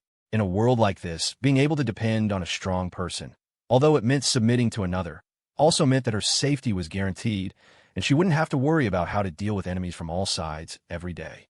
This nation has a natural mentality of fearing, attaching to, and admiring the strong. While Hada Akane felt wronged and unwilling, she was also being conquered without realizing it. So, she fell into hesitation. Take this chance, run. Or not. Damn it. She suddenly realized Xiao Ran was already out of sight. How much time had she wasted hesitating? This helped her make up her mind. Run. She quietly turned around and then bolted. Xiao Ran had only walked a little over a kilometer when the entire core area of the nuclear power plant was within his grasp. He couldn't help but frown. As he had expected, the nuclear reactor was gone. In truth, he didn't recognize a nuclear reactor, but his spatial perception could keenly detect energy fluctuations, including all kinds of radiation. Although the radiation grew stronger the closer he got to the core, there was no qualitative leap. This indicated that the nuclear reactor was missing. The core area was also severely damaged. It was clear that the visitor had a very specific purpose. They were after the nuclear reactor. Was it really those monsters? He had eliminated 2, and there were still 2 more. Were they still in the island nation, or had they also gone elsewhere? Xiao Ran shook his head. Since the nuclear reactor was gone, there was naturally no reason for him to stay. Oh, Hada Akane ran away. Only thinking of running now. Xiao Ran chuckled. He had a rough understanding of Hada Akane's mindset.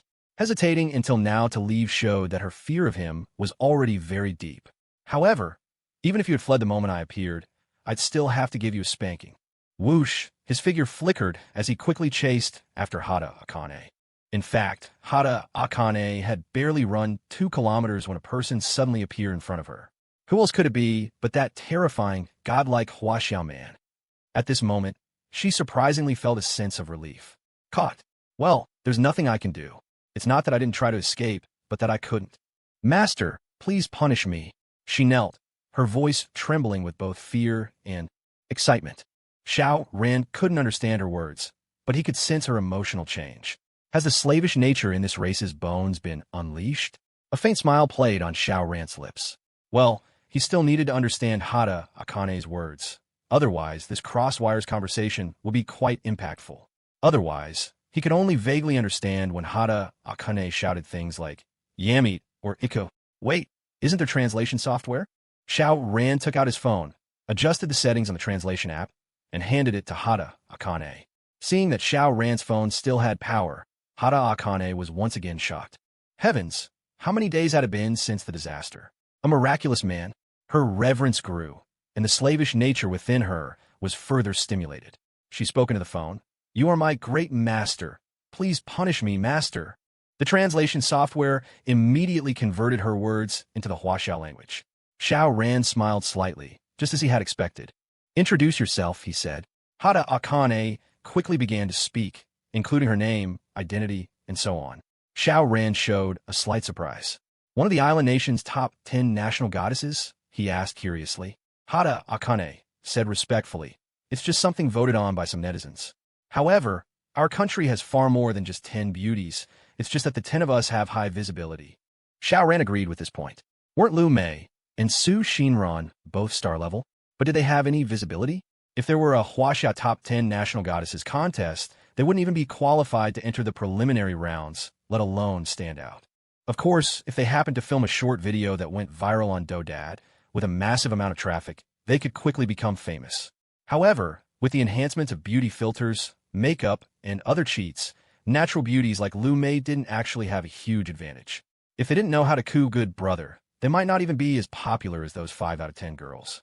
Oh, Wong Su was an exception.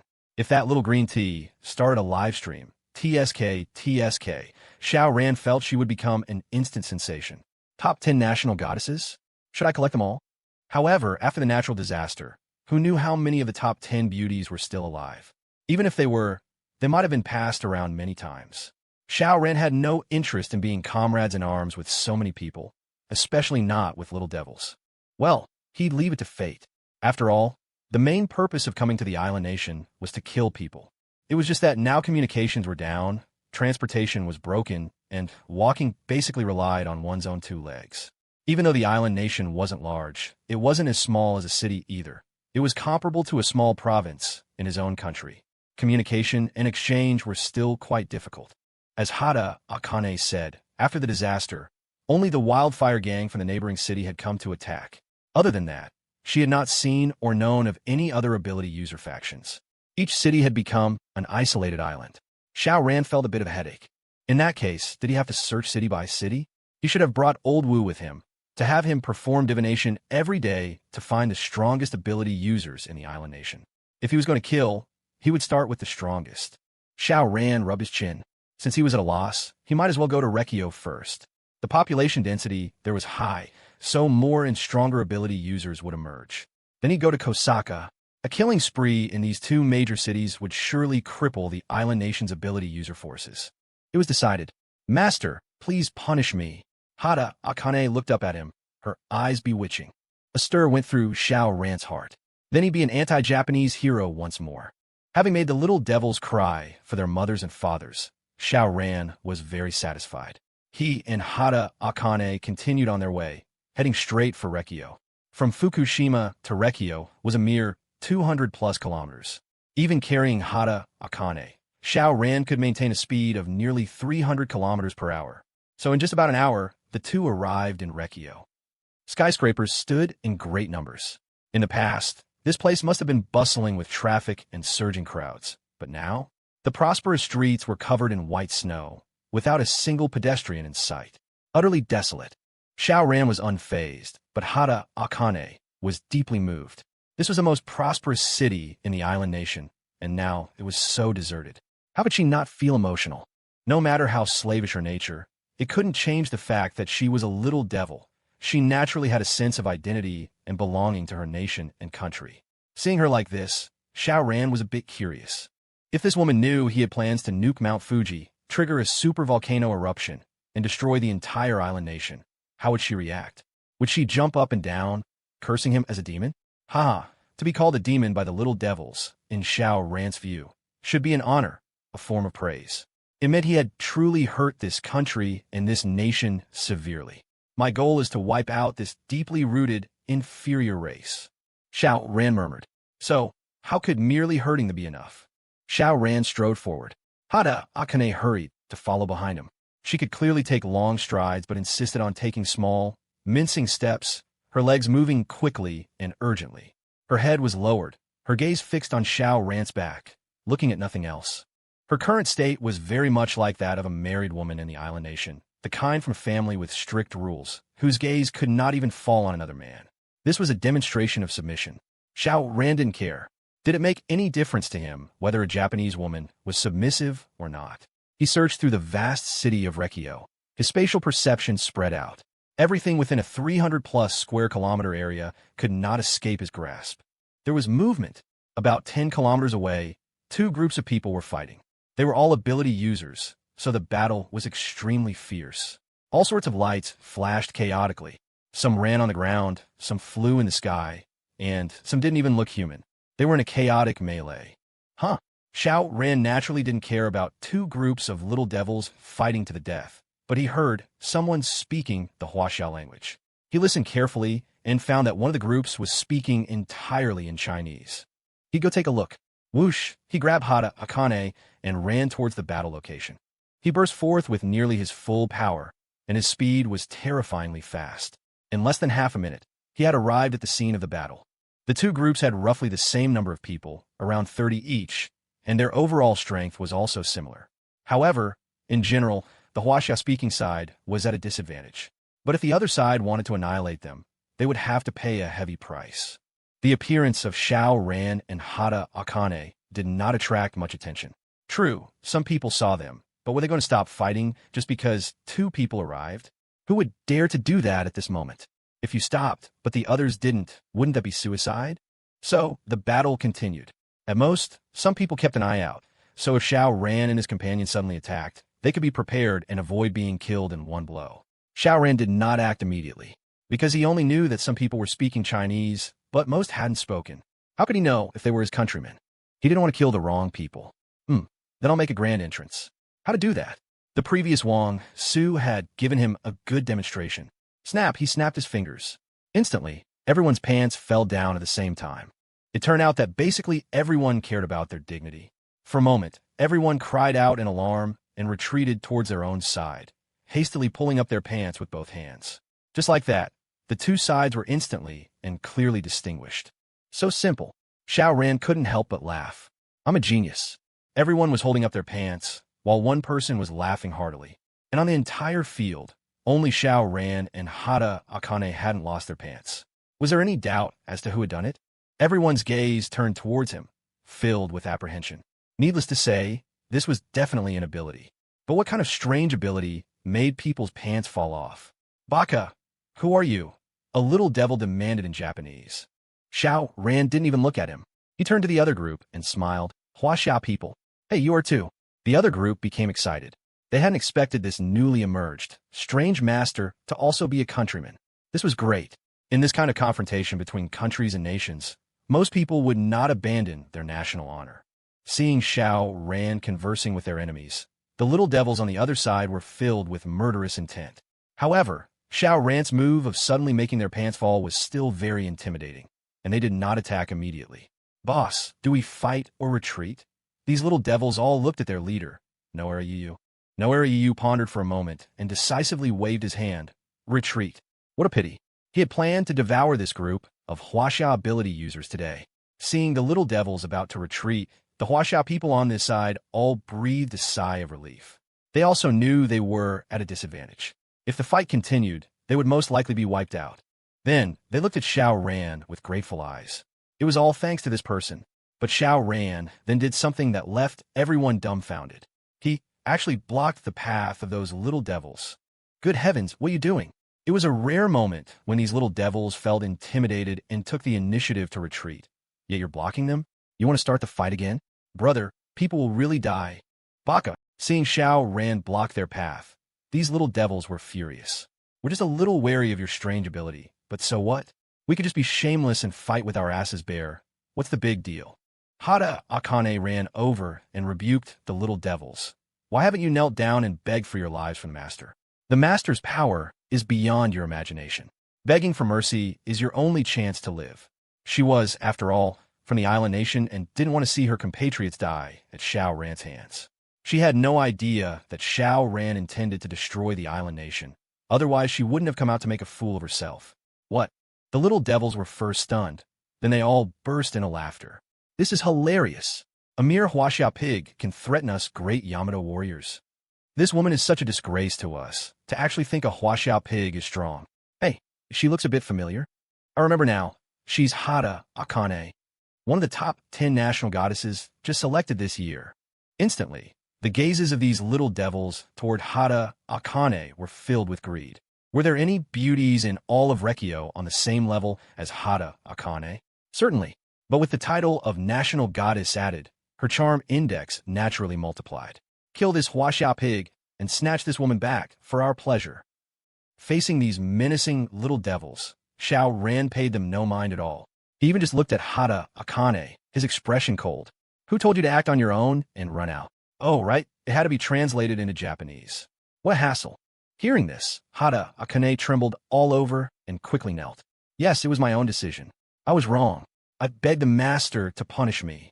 Seeing their own national goddess kneeling before a Huaxia man naturally sent the group of little devils into a frenzy. The fury. Damn it, this was a huge disgrace to the Yamato race. You bitch, you must not be a pure-blooded Yamato. Otherwise, how could you have so little backbone? Before the disaster, only Father America needed to be knelt to and licked. Huaxia people? Now that the disaster had broken out, the world's power structure was being reshuffled. They didn't even need to pay attention to Father America anymore. So there was certainly no reason to kneel and lick a Huaxia pig. You damn woman. What a disgrace to our Yamato race. Go, go, go, kill them. This group of little devils was incensed, and they all charged forward. Boss, should we join in or not? On the Huaxia side, everyone looked at a young man in his 20s. His name was Zhang Jiesin. He was the strongest among these Huaxia people and also the best at strategizing, so he had naturally become their leader. He pondered for a moment, then said, Join in. We are like fire and water with the little devils. It's either us or them. If we don't fight today, We will have to fight another day. Perhaps this is an opportunity. They were already only slightly weaker than this gang. With the variable of Xiao Ran added, they might be able to win. Let's do it. They also charged forward. Just as a chaotic battle was about to erupt, Xiao Ran smiled slightly, his gaze sweeping over them. Bang, bang, bang. All the little devils exploded in an instant. Holy crap. Zhang Jiaxin and the others were just charging forward fiercely with roars when they were stunned by the sight of the little devils spontaneously exploding. They stood frozen in place, their mouths agape, completely unable to believe their eyes. Did the little devils lose their will to live and collectively self-destruct? How is that possible? Therefore, there could only be one reason. Xiao Ran did it. Heavens, how strong was this Huaxia compatriot? There were dozens of little devils, all of them ability users, yet they were all instantly killed. If they hadn't seen it with their own eyes, and someone told them this, they would have laughed out loud and slapped the person who said it. Are you drunk? But now they had seen it with their own eyes. For a moment, everyone looked at Xiao Ran with gazes filled with admiration and fear. Zhang Jiaxin, being the leader, stepped forward. My name is Zhang Jiaxin. What should I call you? Xiao Ran smiled. Xiao Ran, Ran is in a burn. Brother Xiao, you're amazing. Zhang Jiaxin's admiration was undisguised. We really owe you this time. Otherwise, we would have been in deep trouble. Xiao Ran nodded and asked, how come there are so many of you in the island nation? One or two could be tourists, but a whole group? A tour group? Unlikely, because they were all ability users. The probability of an entire tour group evolving was too low. Zhang Jiaxin smiled. We were all here for study or work. We previously belonged to the Huaxia Compatriots Association. After the disaster, we were bullied badly by the little devils, so we gradually gathered at the association, and our numbers grew. Xiao Ran nodded. In normal times, it didn't matter. Almost every country welcomed foreigners. It was for making money, which was normal. But after the disaster, even one's own people were killing each other. What about foreigners? They would definitely be the first to receive special attention. Moreover, the little devils had always considered themselves the top power in East Asia, viewing other ethnic groups as inferior. Their methods were undoubtedly ruthless. After we banded together for warmth, small groups of devils didn't dare to oppose us. But as food became scarcer, we inevitably clashed with little devils from other territories. Zhang Jiaxin shook his head. We've suffered heavy losses these past few days. Xiao Ran became interested. Tell me in detail about the ability user factions here. A woman walked over and smiled. Husband, why don't we invite Mr. Xiao inside to talk? Zhang Jiaxin then came to his senses and quickly said, Brother Xiao, let's go inside to talk. It's quite cold out here. Xiao Ran nodded, and the group walked into a large building. As they walked, Zhang Jiaxin introduced, that was my wife, Xiao Jiang. We were originally a couple, and after the disaster, we decided to get married so we could take better care of each other in these chaotic times. Before the disaster, this compatriot association had a scale of several thousand people. Now, only about 30 were left. Most had died at the hands of the little devils, basically becoming their food. Speaking of this, Zhang Jiaxin gritted his teeth, looking extremely angry. By the way, Brother Xiao, where are you from? Zhang Jiaxin asked curiously, because Xiao Ran seemed to not understand Japanese at all. Yet he had an island nation woman by his side, and this woman was clearly one of their national goddesses, which he found very strange. Xiao Ran thought for a moment and told the truth. I came from our country. The entire place fell silent instantly. Everyone looked at Xiao Ran with strange expressions. Is he joking? This wasn't before the disaster, when you could take planes or ships.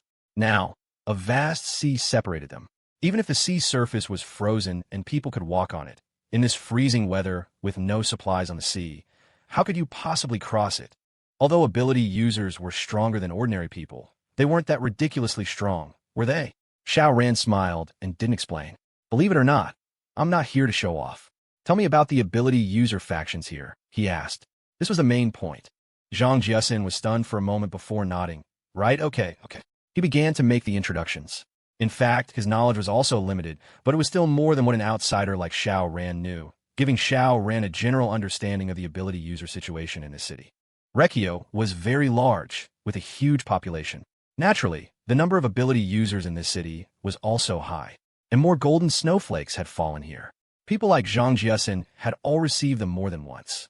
Therefore, the number of ability users here far exceeded 1,000th of the total population. Because of this, ability users killed each other, competition was fierce, which also made the standard of ability users here very high. People like Zhang Jiasin could only be considered a small faction, not worthy of being on the main stage at all. It was just that the major factions disdained to hunt them down, or rather, the major factions were too busy fighting among themselves to bother with such small factions. But Zhang Jiasin and his group still lived a very difficult life. The major factions looked down on them, but the small factions didn't. If a small faction swallowed a few other small factions, wouldn't it become a major faction? These chaotic times were a paradise for the ambitious. Xiao Ran and Hada Akane temporarily left Zhang Jiasin and the others. According to Zhang Jiasin, Rekio has a total of 13 major factions. The closest one to here is Akihabara's Assassination Class 2. Another group of Chinibu kids. Xiao Ran held a pile of documents, which Zhang Jiasin had someone compile. But while Xiao Ran could let the Chinibu kids in his own country off the hook, those from the island nation, sorry, he was here to be a demon. The leader of Assassination Class 2 is named Tomoda Masago. He is currently, holy crap, 36 years old. Xiao Ran was a bit surprised. This guy must be an NET, right? Doesn't go to work, just immerses himself in the 2D world all day. However, the information Zhang Jiasin provided wasn't very detailed, only giving Tomoda Masago's name and age, and most importantly, his ability attribute. Zhang Jiasin only had secondhand information, but Tomoda Masago's ability was said to be very strange. He could turn objects into a piece of paper. A Chuyuni otaku's obsession come true, turning everything into a 2D existence? Xiao Ran didn't think a 5,000 or 10,000 unit level ability user could turn himself two-dimensional. But why should he take the risk? As soon as I find this Tomoda Masago, I'll kill him immediately, giving him no chance to use his ability. They weren't far from Akihabara. Soon they arrived at this otaku holy land, and rows of soapland storefronts. What a pity. Now, only the empty storefronts remained. The young ladies inside were long gone. Xiao Ran felt a slight regret. When he watched the island nation's reference materials before, he had been quite fascinated by soaplands. It was just that without a teacher's guidance, Lu Mei and the others naturally couldn't learn the essence. Now that he was in Rekio, all the teachers were out of a job. He couldn't help but look at Hada Akane and ask with a smile, "Do you know how to do a soapland bath?" When this was translated, Hada Akane's pretty face turned red as fire. She quickly said, "Please punish me, master. I have always been a believer in the Snow Maiden and have never, ever come into contact with such things." Xiao Ran looked at this beautiful island nation woman, clicking his tongue in wonder. Even just yesterday, this woman had behaved very fiercely, looking like she wanted to kill him. How did she suddenly become so servile? Was this the true nature of the island nation's people? Xiao Ran couldn't be bothered to figure it out and continued walking forward. This was the first time in his life he had gone abroad, and he never expected to come to the island nation, nor did he expect to come in this manner. He walked in front, and Hada Akane followed behind with small, mincing steps, her head bowed as if she had done something wrong. From this perspective, the island nation really had a way of training women. Once married, they practically worshipped their husbands like lords, which was completely different from his own country. No, that wasn't right.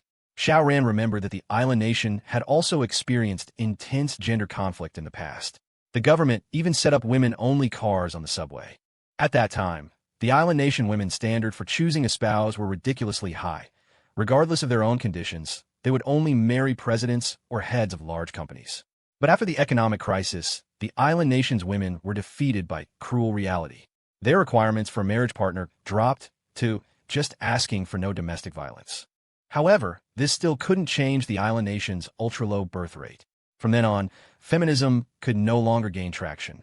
As for his own country, it had just evolved to version 1.0, still some distance from the island nation's version 2.0. It was the time when feminists were at their fiercest. Then the disaster came, and the impact was much greater than an economic crisis. Now, even surviving was incredibly difficult. Who had the energy to fight for feminism?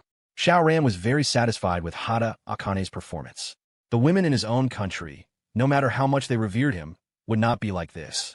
This kind of education started from childhood and was deeply ingrained, coupled with the slavish nature in the blood of the island nation's people. Once Xiao Ran displayed strength far beyond Hada Akane's imagination, she seemed to have undergone a complete personality change. This kind of woman had almost lost her own personality. But why would Xiao Ran pity an island nation woman? All he wanted was obedience. His spatial perception was open, taking in everything within a 300-plus square kilometer area into his mind. How big could Akihabara be? He found Tomoda Masago's group. Xiao Ran was stunned, a look of surprise on his face. Are you guys serious? What did he see? A group of people holed up in a large building, playing games. The entire floor was an arcade, with arcade machines, computer games, and console games. They were truly living in a 2D world. Even the apocalypse couldn't change their otaku nature. But where did the electricity come from? Xiao Ran didn't see a generator, but he saw a generator man. An electric cable extended from under his buttocks, serving as the main power source. It was then connected to the building's power lines, supplying energy to the entire room. With electricity, the router could naturally work as well. Although it was impossible to connect to a server, setting up a local area network was no problem. The generator man himself was also playing a game, his hands flying rapidly over the controller, muttering to himself, his expression incredibly excited. Suddenly, he let out a loud cry, and a strong white electric current surged through his body. The result: bang, bang, bang. Several game machines immediately emitted black smoke, and all the monitors went black at the same time. This caused a wave of screams.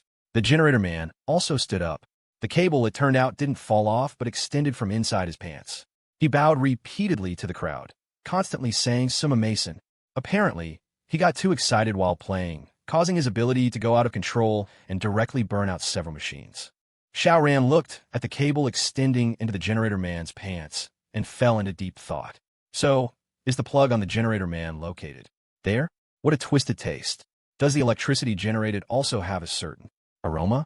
He could actually enhance his spatial perception and immediately prove his guess, but he felt that this kind of curiosity was unnecessary. In that arcade, the generator man sat down again, stabilizing the power supply. Most people continued to play, while those whose machines were burnt out had to find another one to continue. No problem, there were plenty of machines here.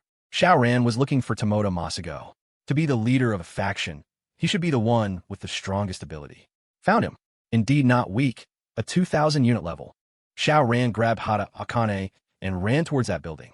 A few seconds later, he arrived below the building and directly activated his ability. He didn't even use spatial exchange, but activated his spatial domain. Bang! Tomoda Masago's body immediately shattered into countless pieces, flying in all directions. So what if he had a 2,000 unit ability? So what about his danger sense? Xiao Ran's strength was a complete and utter stomp. The target's danger sense had just triggered when he died. Thought to death. It was that simple. Amidst the chaos, a little devil shouted, "The enemy is downstairs." Downstairs. Instantly, everyone rushed out of the building.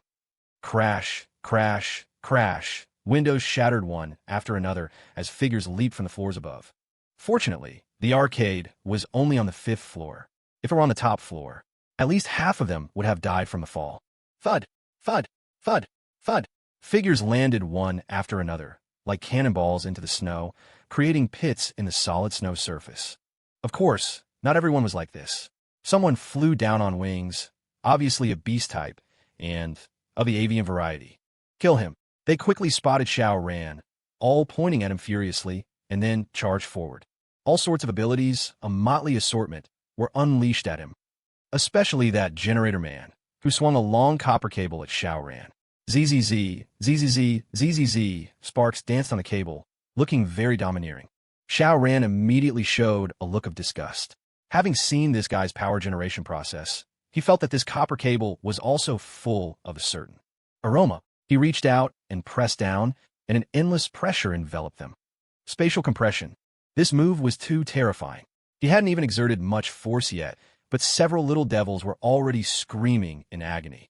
The screams stopped abruptly, and then they exploded with a series of bangs, as if they had returned to the surface from the deep sea without going through a decompression chamber, the imbalance of internal and external pressure causing their bodies to burst. Bang, bang, bang. As he gradually increased the pressure, several more little devils exploded on the spot. Send him to the 2D world. A little devil pointed at Xiao Ran. A strange scene occurred. Xiao Ran found himself flattening out. This was Tomoda Masago's ability. Damn it, so this was Tomoda Masago? A thought flickered in Xiao Ran's mind. Who could affect him within his domain? Unless their ability level was higher than his.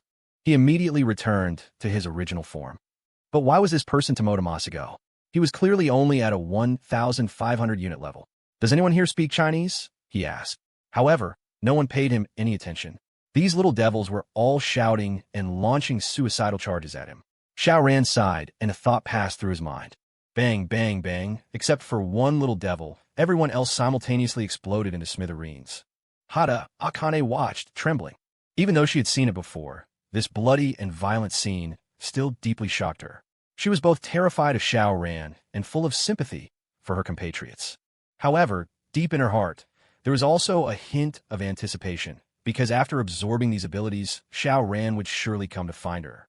Thinking of Xiao Ran's vigor, she couldn't help but feel a flood of excitement. Xiao Ran left one alive. He decided to satisfy his curiosity after all. Why was Tomoda Masago your leader? He clearly wasn't the strongest. He used the translation software to turn the question into Japanese. However, that little devil was quite stubborn, just staring at him without saying a word. Xiao Ran smiled. A tough guy, huh? He loved those. With a thought, a stone appeared in the little devil's stomach. If you don't talk, I'll make you pregnant, he threatened. The little devil was horrified. A Chinibu might not fear death, believing they could enter a divine kingdom or simply be transported to another world to become a new protagonist. But for a grown man's stomach to start bulging, that was too terrifying. Yamit, the little devil lost control and shrieked. Speak, Xiao Ran commanded. The little devil couldn't hold out and confessed. It wasn't really a big secret anyway, since the person was already dead. The reason Tomoda Masago could become the leader of this group was actually because he was the best at playing games. Well, a bunch of Chinibu indeed. Xiao Ran waved his hand, and this little devil also turned into a rain of blood. He glanced at Hada Akane and decisively absorbed the abilities of this batch of little devils. Hada Akane watched, her legs involuntarily trembling, her charming large eyes becoming watery. Xiao Ran couldn't help but laugh out loud. He scooped Hada Akane up, and with a flash of his figure, he appeared directly in a hotel room. Tomoda Masago's group, all combined, provided Xiao Ran with a full 15,000 units of ability. This was an exaggerated number, helping Xiao Ran not only break the 100,000 unit mark, but even reach 110,000 units. The maximum range of his spatial domain soared to a 222-meter radius, which meant that the maximum effective range of abilities like Space Gate, Banishment, and Spatial Exchange also reached this value. Over 110,000 units. Xiao Ran was delighted, then felt a bit regretful. The decay of ability absorption was getting more and more severe. Otherwise, he should have been able to absorb 20,000 units. It seemed that in the future, to raise his ability level, he could only rely on golden snowflakes. Then I'll continue to the next one. Otherwise, for every day I delay, even if I kill the same little devil, the ability I absorb will be less. Xiao Ran continued down the list provided by Zhang Jiasen. By evening, he had eliminated a total of 5 ability user factions, and his total ability had soared to 170,000 units. An astonishing increase. Before he took action today, Xiao Ran's ability level was only over 90,000 units. Now it had almost doubled. Xiao Ran did not continue, but chose to return to Zhang Jiasen's place to rest for a while. Firstly, frequent use of his ability was taking a toll on him. Secondly, after absorbing over 70,000 units of ability in one day, Hada Akane could no longer bear it. It wasn't that Xiao Ran pitted her, but that he himself was about to collapse. He could only continue tomorrow. Xiao Ran brought Hada Akane back to Zhang Jiasen's place. The sky had just darkened, and the dense fog immediately gathered, sealing the heavens and locking the earth. Brother Xiao, you're back. Zhang Jiasen breathed a sigh of relief. I was really afraid something happened to you.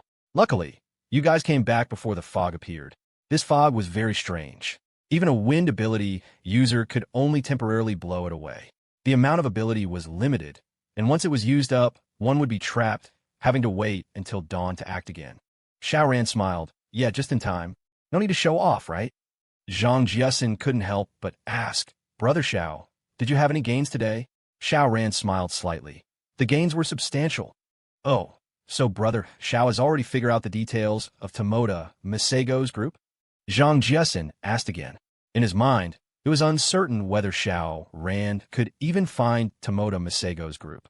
To say he had made great gains now probably meant he had figured out the situation of Tomoda Masago and the others. Xiao Ran smiled and nodded. Figured it out, all figured out.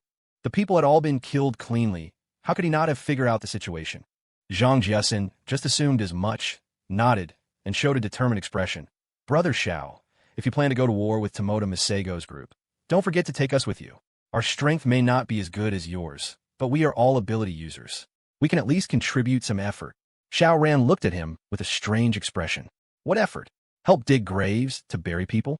No need. They had all turned into paste. There were no corpses. Xiao Ran appreciated the awareness of Zhang Jiasin and the others, but their help was really unnecessary. Judging from the strength of Tomoda Masago's group, the ability users in all of Rekio wouldn't be too strong, at most at the 3,000 or 5,000 unit level. Unless this group was willing to sacrifice themselves to create a super strong individual, they would only be easily swept away by him one by one. That night, Zhang Jiasin and his group brought out their best food to treat Xiao Ran. As for Hada, they had completely lost any good feelings for the Japanese, but for Xiao Ran's sake, they entertained her as well. As the old Huaxia saying goes, marry a chicken, follow the chicken. Marry a dog, follow the dog. Since Hada Akane had become Xiao Ran's woman, she could no longer be considered a person from the island nation, but a Huaxia daughter-in-law. However, Zhang Jiasin and his group's best food was just some instant food, heated by a fire ability user and then distributed to everyone. Throughout the process, this ability user continuously released flames to raise the temperature in the room, and everyone gathered around him to roast by the fire. Xiao Ran was tempted to take out some skewers and barbecue them over this guy. But thinking about it, that would be impolite. And what if this guy couldn't resist the craving and secretly licked a few bites?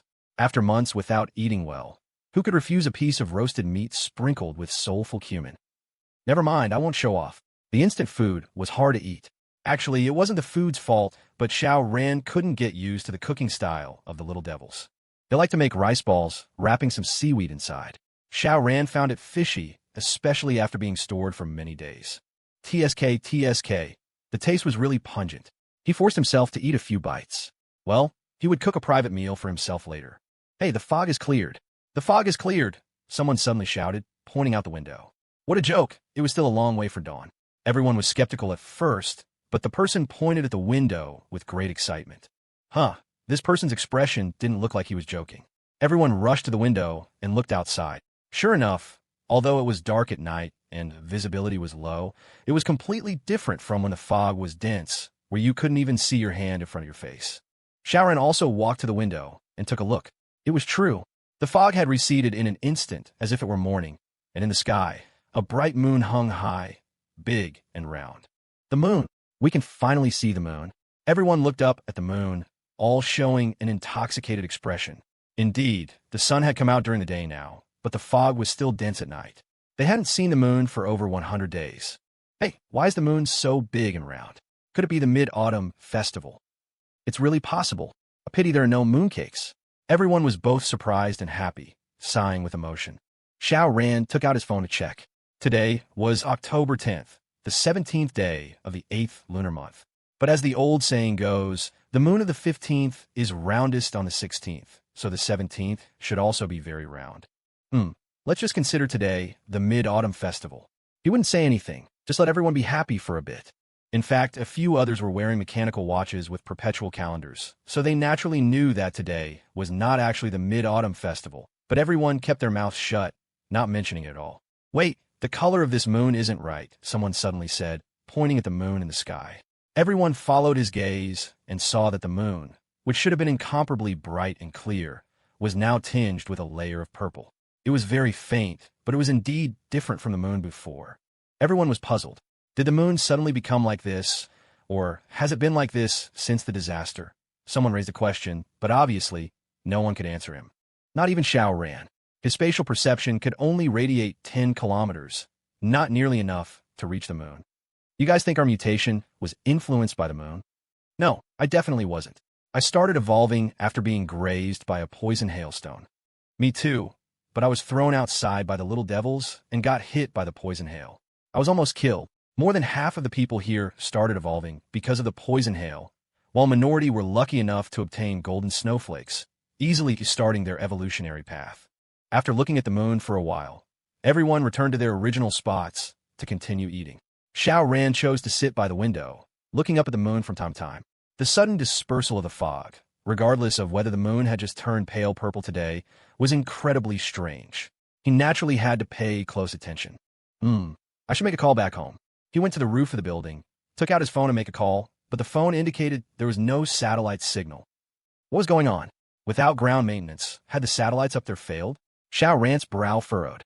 Something was not right. All of this was not right. He tried dialing for a while longer, but it always showed no satellite found. He had to give up and went back down. After dinner, the fog still showed no signs of recondensing. Although everyone was curious if there would be no more dense fog at night in the future, they still went back to rest. Xiao Ran also took Hada Akane to bed. Because he had nullified the side effects 5 times during the day, he was now like an enlightened monk. Even with an ultimate goddess next to him, his heart was as still as an ancient well. This humble monk's dharma name is abstinence. Just for one night. Tomorrow, his dharma name would be Ninekin, meaning he can do it 9 times. He lay down, but couldn't fall asleep for a while. He stared at the moon outside the window in a daze, while Hada Akane obediently gave him a massage. He didn't know how much time had passed when Xiao Ran suddenly felt a chill. Something's wrong.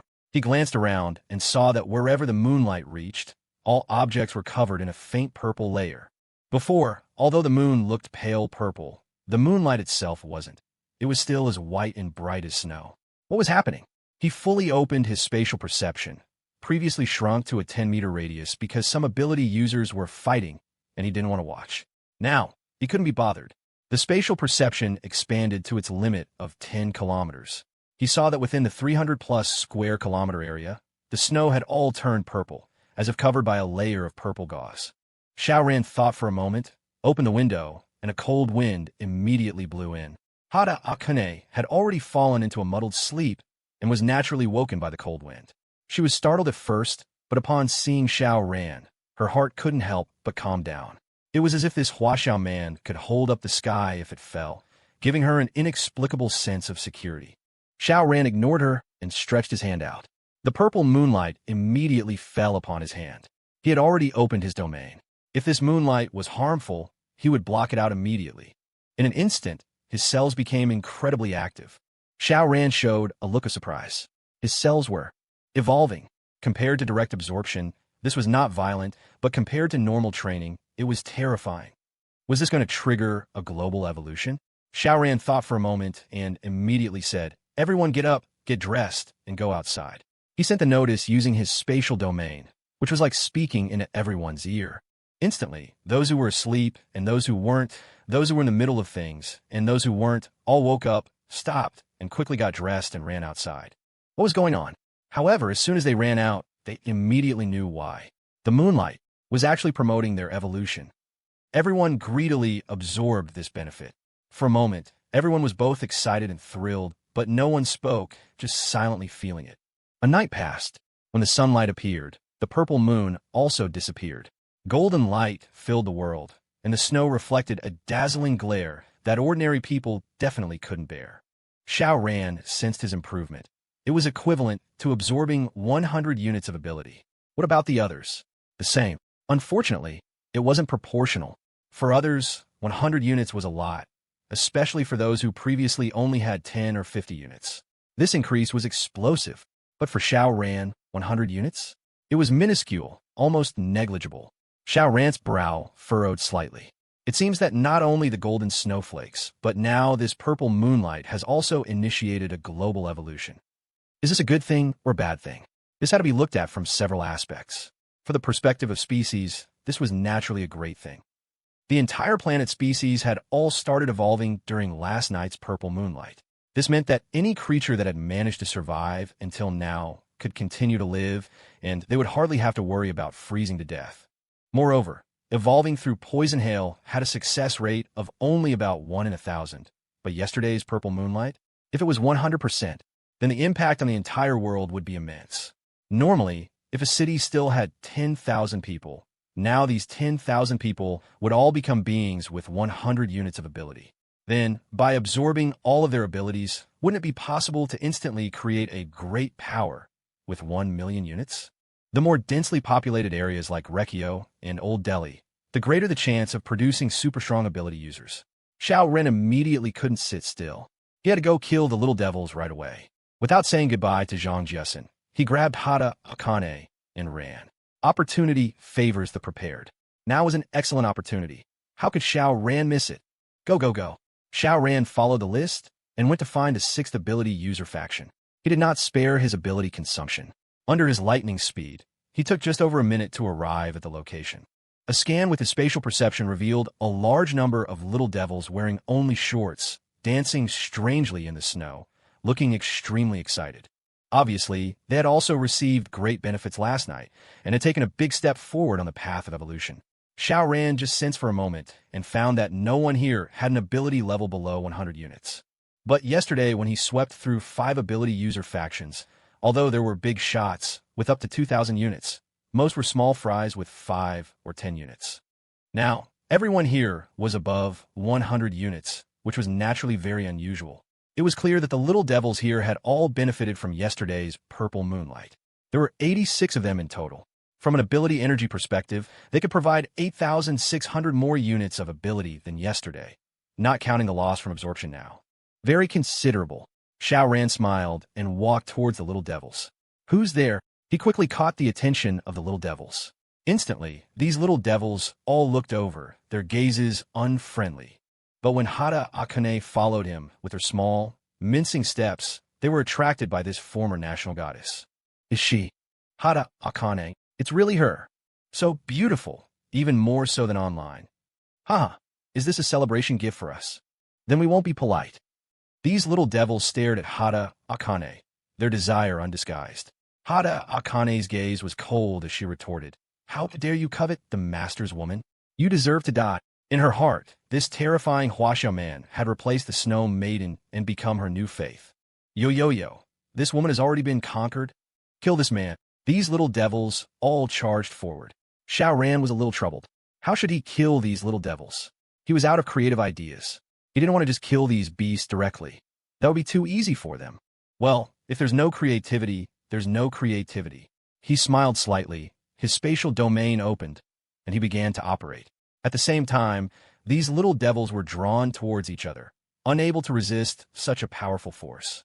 In an instant, all 86 people were squeezed together. Xiao Ran waved his hand, sucking all the oxygen out of the area. Without oxygen, how long could these little devils live? He was curious and watched from the side. The physique of ability users was strong, and all their stats were much higher than ordinary people. Take holding their breath, for example. An ordinary person could only hold it for 3 to 5 minutes, but an ability user could last at least 10 minutes. But even if they could hold it for half an hour, they were still human and couldn't live without oxygen. After a short while, many people began to feel suffocated, but they were all squeezed into a ball, only able to struggle futilely, completely unable to escape their predicament. At this moment, a gleam of ruthlessness flashed in a little devil's eyes, and he suddenly began a killing spree. PFFT, PFFT, PFFT. His hands turned into metal blades, and he began to madly reap lives. With each person he killed, he absorbed their ability. This wouldn't do. Xiao Ran shook his head. In the past, it wouldn't have mattered. No matter how much ability you absorbed, I would just kill you and you would have to spit it all out. But now, absorbing ability came with a discount. If it was passed through another person, it would be discounted again. How much of the original 100 units would be left? He increased the pressure. Crack, crack, crack. The sound of bones breaking rang out. These little devils were squeezed even tighter, unable to move a single finger. At this time, more little devils used their abilities. The scene was spectacular. There were iron men completely turned to metal, ice men made of ice and snow, flame men burning with fierce fire, and of course half-human, half-beast hybrids of various animals. After a while, ability users began to die, but only the beast-type ones. Those who could turn into stone men, ice men, or iron men were fine. In their current state, they no longer needed to breathe. So did it matter if there was oxygen or not? Their lives were temporarily saved, but if they stayed in this state for too long, their forms would become permanently fixed, and they would never be able to change back. Xiao Ran was a little disappointed. He had wanted these little devils to suffocate to death, to let them taste immense pain before they died. What a pity. Never mind, you can all die. With a thought from Xiao Ran, all these elementalized little devils met their doom at the same time. The Iceman and the Fireman were forcibly pressed together, ice and fire annihilating each other, both disappearing. The metal men were dismantled to the nano level, losing their life activity and becoming true metal. In front of him, a 170,000 unit powerhouse. This was a one-sided slaughter. All the little devils died, and this ability user faction was completely wiped out. Xiao Ran reached out his hand and began to absorb the abilities. Hada Akane's legs started to go weak again, her eyes watery and bewitching. Huh? Xiao Ran was surprised. This little devil clearly had about 120 units of ability, but he only absorbed 60 units. It was directly cut in half. Continue. He keenly noticed that the proportion of ability he could absorb was continuously decreasing, and the rate of decrease was not slow. By the time he got to the last little devil, it had dropped to 48%. It dropped another 2% in just a few minutes. Xiao Ran was a bit shocked. It seemed that in the future, plundering abilities by killing people would truly become a thing of the past. From a macro perspective, this was a good thing, reducing unnecessary slaughter. But for those who crave power, this was not good news, because now they could only improve by sunning themselves in the moonlight and collecting golden snowflakes. Xiao Ran deliberately left one little devil unabsorbed. He wanted to see how much the decay would be after a longer period. Off to the next little devil faction. Xiao Ran picked up his pace, taking Hada Akane to the next location. The side effects were still manageable, with only a slight stir, completely controllable. The efficiency of absorbing abilities was plummeting, so he had to race against time. Otherwise, it would be a huge waste. Kill. Xiao Ran wasted no more time and immediately went on a killing spree. Just a few minutes later, all the ability users here were dead. Xiao Ran made a comparison. The little devil he had left behind earlier, and this new batch of little devils, their ability absorption rate had both dropped to 40%. At this rate, before nightfall, it would be impossible to plunder abilities by killing ability users. So, Xiao Ran looked at Hada Akane with red eyes. He could only deal with her later. Right now, he had to go all out for abilities. Go, go, go. Xiao Ran continued to find the next ability user faction. 3 hours later, he stopped. The last little devil he killed provided him with an ability that had plummeted to 1%. Firstly, it was too little and would soon drop to 0. Secondly, he couldn't control his side effects anymore. He looked at Hada Akane, a wicked smile playing on his lips. Hada Akane's heart trembled, and her legs went weak. Fear and delight mixed together. Xiao Ran and Hada Akane returned to Zhang Jiasen's settlement. When he said that it was no longer possible to gain abilities by killing ability users, everyone was both surprised and relieved. In this way, the friction between ability users would be greatly reduced. The gains from life-and-death battles were drastically lowered. This would make people think carefully before starting a fight, whether they could bear the cost of battle. Overall, this was a good thing. However, these were chaotic times, and there was an indelible feud between Huaxia and the island nation. Zhang Jiasen's group, staying in the island nation, would be targeted by the Little Devils. It was just that small factions probably wouldn't fight them to the death. But what if they encountered a powerful faction? Even if killing them wouldn't grant abilities, the national hatred was there. If they could be wiped out easily, would they not be killed? After some discussion, they all wanted to return to their country. But a vast sea lay between them. Even if it was frozen, the lack of supplies along the way made the return journey fraught with danger. However, they still decided to give it a try. Now that killing ability users no longer brought benefits. If they returned to their own country, they would only fight over food. No, with the start of global evolution, it was possible that various countries would reunite under the organization of powerful ability users. At that time, reconstruction would become the new theme. It was just, what kind of structure would the world have then? It might become a one-man show for one or a few powerful individuals. Brother Xiao, we've decided to return to our country as soon as possible, Zhang Jiasen said to Xiao Ran. Are you coming back with us? How could Xiao Ran agree? He was here to kill the little devils. Even if killing people no longer granted abilities, trampling Rekio underfoot had always been his dream. How could he give up halfway? He had to at least wipe out all the ability users in Rekio and Kosaka, or at the very least, most of them. You guys go back first. It's not actually that far from here to our country. Stock up on supplies before you set out to sea. Normally, 5 days' worth of food and water should be enough, Xiao Ran said. The speed and endurance of ability users were far superior to ordinary people. As long as they didn't deviate too much from their course, 5 days was indeed possible. Zhang Jiasen felt it was a pity, but didn't try to persuade him. Xiao Ran was so strong and had come all the way from their country to kill devils. What did it mean for him to persuade the man to go back? He had only been in the island nation for a few years, but his heart was still red. Then, take care. Xiao Ran nodded. You all take care too. There were mutated beasts in the sea, especially after last night's purple moon. There were mutated beasts in the sea, especially after last night's purple moon. Who knew how many marine creatures had become evolved beasts? They might really be attacked on the way. Thinking of this, Xiao Ran decided to go home for a quick check. You see, he had set up his home on the sea. If a large number of sea beasts rioted, wouldn't his ship become a primary target? He'd go back for a trip. It wouldn't take him long to go back and forth anyway. From here to Kosaka City was over 400 kilometers, and from Kosaka City into the sea to reach Sioux City was only over 1,400 kilometers. He could run at 300 kilometers per hour for a long time. Even with rest stops in between, the 2,000 kilometers would only take about 6 to 7 hours. Not even a full night. Xiao Ran made his decision. He didn't stay at Zhang Jiasen's place that night. Instead, he found a nearby hotel, told Hada Akane to wait there, and set off under the cover of night. Today, the fog was still dense. It seemed that last night's fog dispersal and the purple moon in the sky were just a fantasy dream. So, the purple moonlight only truly initiated a global evolution, but to continue to grow stronger, one still had to rely on the golden snowflakes in the end. Without the interference of the purple moon, could he make a call? He took out his phone to call home. The satellite connected successfully today.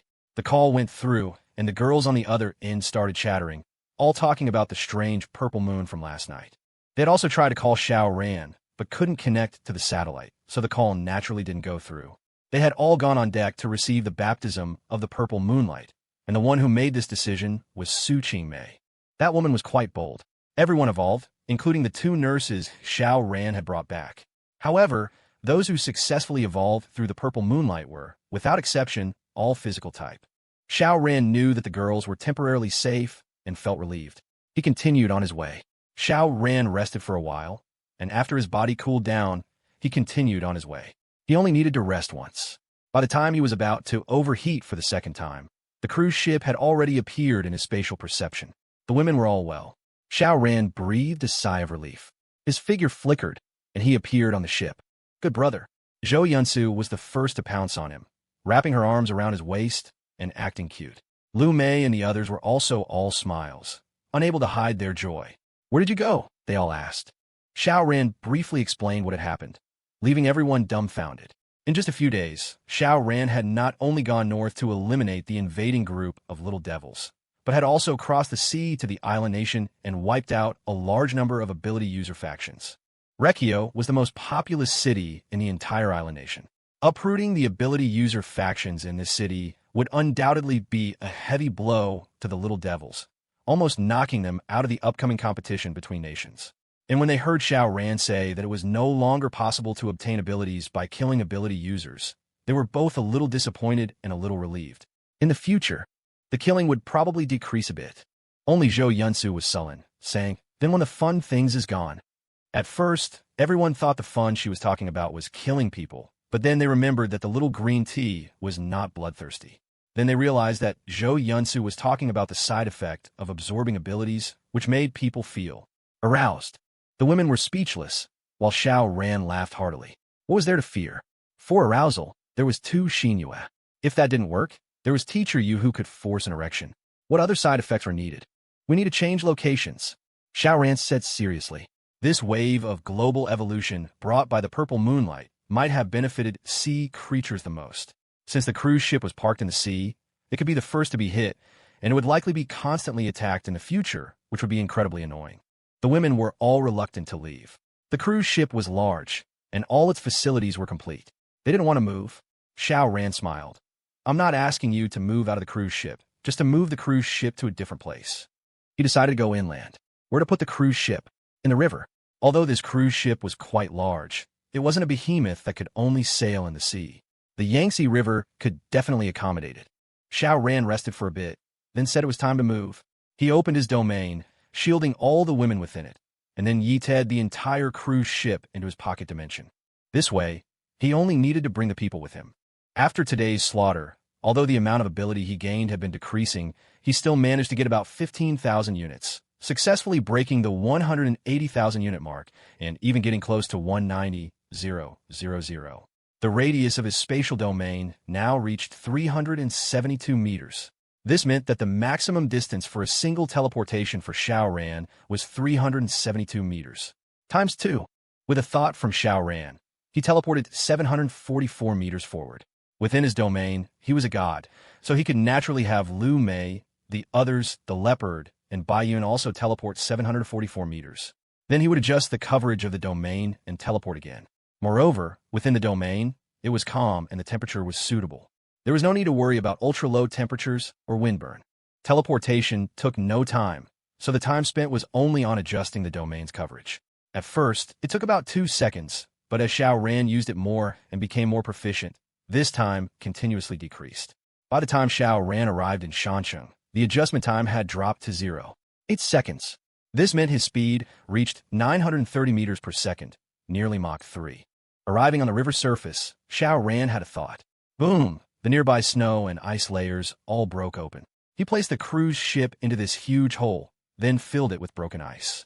Soon, the cruise ship was stably parked on the river surface. TSK. It still looked like it was frozen in the river. Xiao Ran nodded. The only drawback was that someone might come over, although the probability was small. After all, it had been so many days since the apocalypse, survivors had already searched all the places they could. Would they really go searching for a ship on the river surface? However, even if the probability was small, he couldn't be careless. Xiao Ran decided to properly train Su Qingmei to raise her strength as much as possible. This way, after he left, Su Qingmei could hold her own. With the help of the other women, they would also be a formidable force.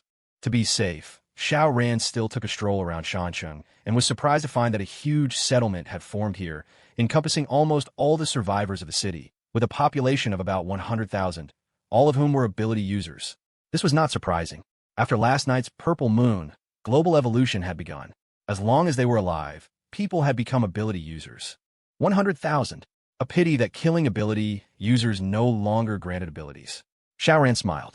As long as his compatriots didn't provoke him, he wouldn't start a massacre, unless he saw them doing something bad. This settlement was dug into the belly of a mountain, clearly the work of ability users. It was dug very deep, effectively resisting the invasion of cold air.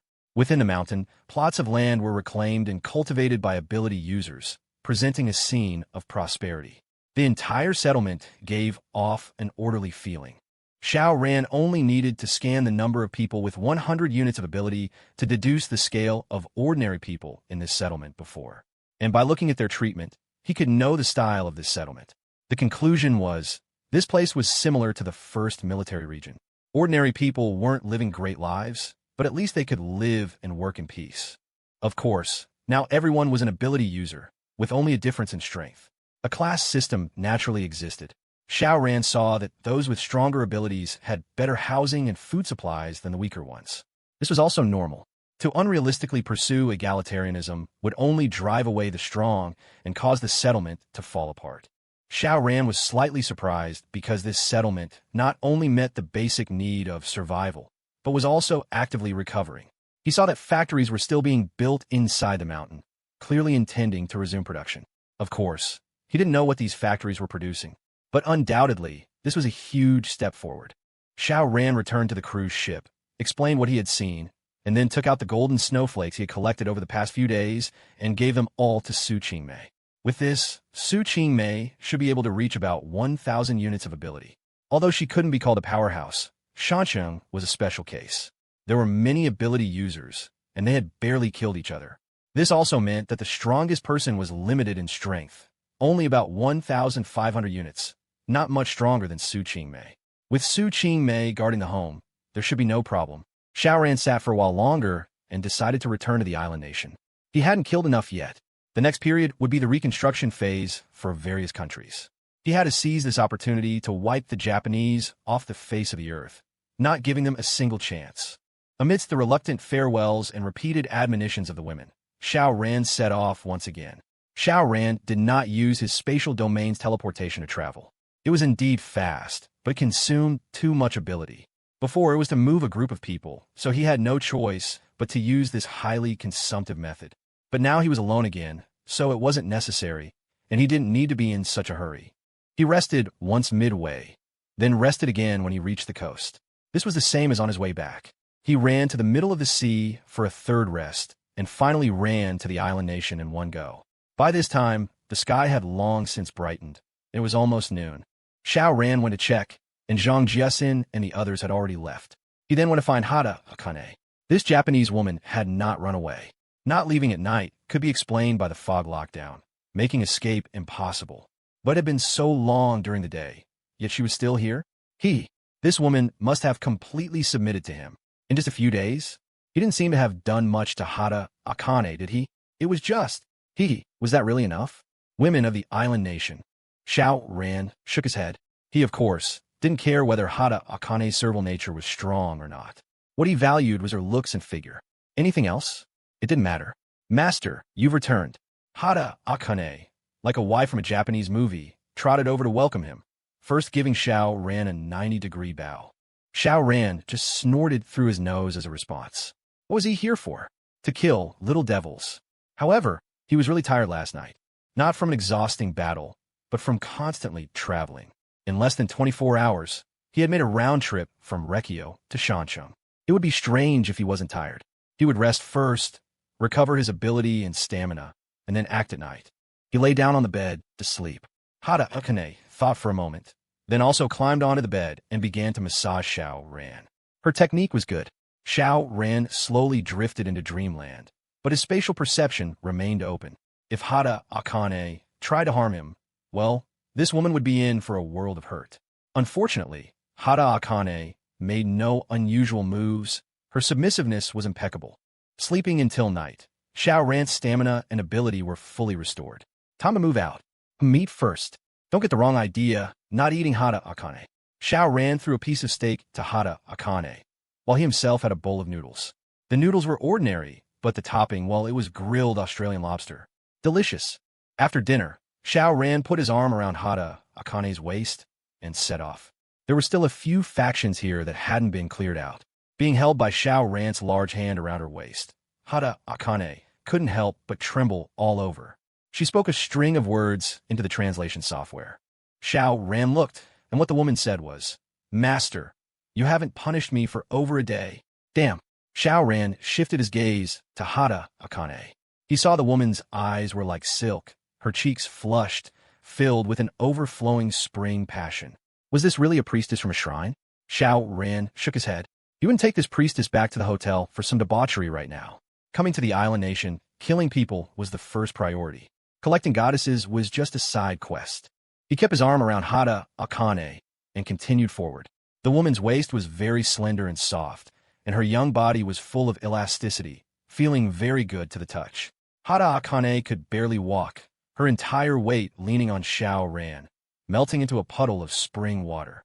Soon, Xiao Ran found a group of ability users hiding in a tall, luxurious building. As Xiao Ran got within 100 meters, more of the building came into the range of his spatial perception, causing him to show a look of astonishment. Because this building was full of a sense of technology, somewhat like a hospital, but clearly not one. Yet, there were many people sealed in glass chambers that one would only see on television, with all sorts of tubes inserted into their bodies and unknown liquids flowing within. Were they conducting human experiments? Artificially inducing evolution? Unnecessary. After the purple moon 2 nights ago, all living beings had entered a state of evolution. Even if some people or creatures were hiding indoors, underground, or in the sea and didn't come out, they were still affected, automatically becoming ability users, just that their level might not reach 100 units, maybe only 10 or 20. So, the experiments here probably weren't to turn people into ability users. Even if they once were, it was no longer necessary now. Then what was it? Xiao Ran continued forward. Soon, the entire building was within his spatial perception, and he saw more and more details. A test subject was undergoing a test. It was a man, put into a sealed room with walls made of 50-centimeter thick steel plates. He was originally unconscious. After being thrown in, a tube in the corner sprayed out a white gas, and the man woke up. He immediately started shouting and pacing around the room, appearing very agitated. Suddenly, the metal collar around his neck lit up, as if transmitting some kind of signal. The man immediately quieted down, standing at attention like a soldier. The light flashed, and another signal was transmitted. The man, with a numb expression, walked forward and entered a box-like prop similar to what a magician would use. Only this box was much thicker. Each side was made of 1 meter thick metal, and it wasn't steel or iron, but an alloy that Xiao Ran couldn't name at all. Now, Xiao Ran's spatial perception at the microscopic level was becoming more and more powerful, approaching the molecular level, which gave him a judgment ability surpassing countless experts. The hardness and strength of this alloy definitely surpassed all currently known metals. The man went inside, and the box immediately closed, with 32 finger-thick lock bolts engaging from within. Just as Xiao Ran was wondering what this was for, his mouth fell slightly agape. He saw the man actually explode. With a bang, the box was blown to smithereens. The fragments shot out, clang, clang, clang, and were deeply embedded in the steel plates. Xiao Ran was shocked. This was a damn human-shaped nuclear weapon.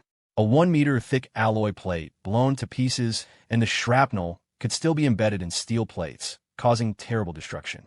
This was too astonishing. And Xiao Ran's gaze turned sharp.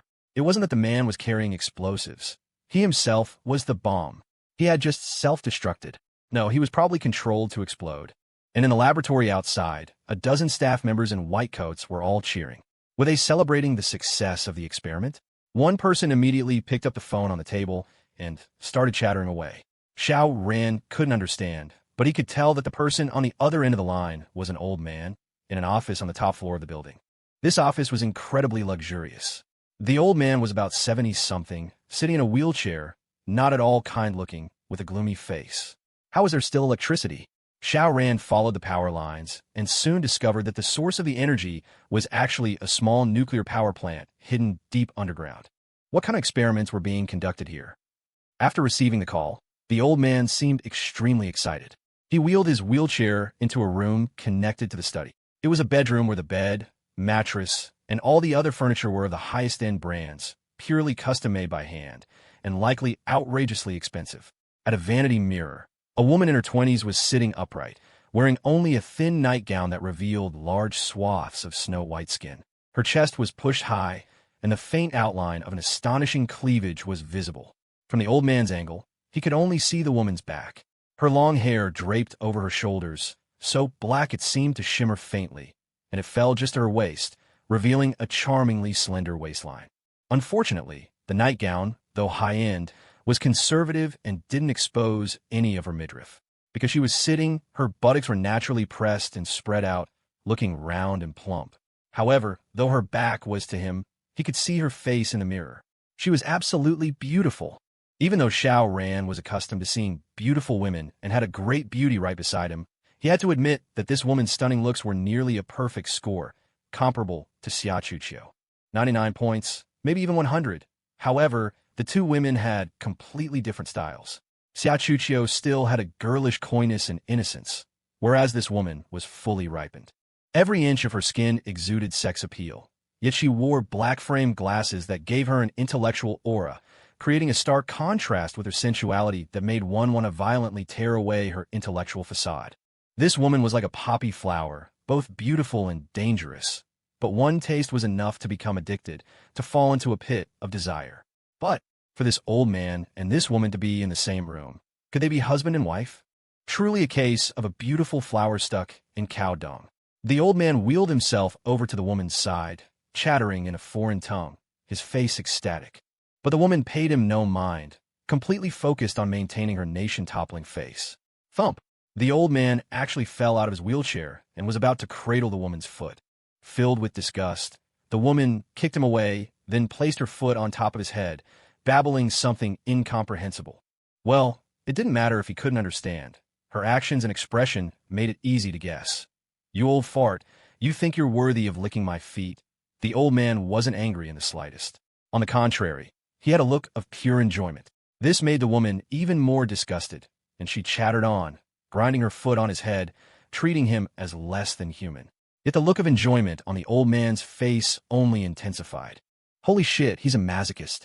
Xiao Ran shivered and continued walking toward the massive, ultra-tall building, a trace of caution in his heart. Those bombermen were still somewhat tricky. The key was that the bombermen were espers to begin with, and on top of that, they had been experimentally modified, which meant they essentially had dual abilities. What if one of the bombermen had super speed, appeared in front of him with a whoosh, and then just blew up? He had to be on guard. Xiao Ran opened his spatial perception, taking in everything. A short while later, the two of them arrived at the base of the massive building. This is Taiji International. Akanehata's face filled with shock after a single glance. She spoke in Japanese, which Xiao Ran naturally didn't understand. She quickly used her translation app. Master, this is Taiji International, the largest financial conglomerate in all of Japan. Companies you know like Hitachi and Toshiba all have Taiji International shadow behind them. The current head of Taiji International is Hiroshi Taiji. He's over 70 years old, but his current wife is Hina Mayano. She's very young, only 26. Not only is she one of the top 10 national goddesses, but she's the undisputed #1. As she spoke, even a great beauty like her seemed a little dazed. Xiao Ran was taken aback. Akanehata was already a top-tier beauty, a 90-pointer or more, yet even she seemed captivated by this Mrs. Taiji. Just how beautiful must she be? Huh? Could it be the intellectual, poppy-like woman on the top floor? Indeed, that woman's looks and figure were cut above Akanehata's, and her charm was also incomparable. It made perfect sense for her to be hailed as Japan's #1 goddess. Originally, he had been a little worried that such a top-tier woman would have been played with until she was broken. But now he was certain she was probably still clean.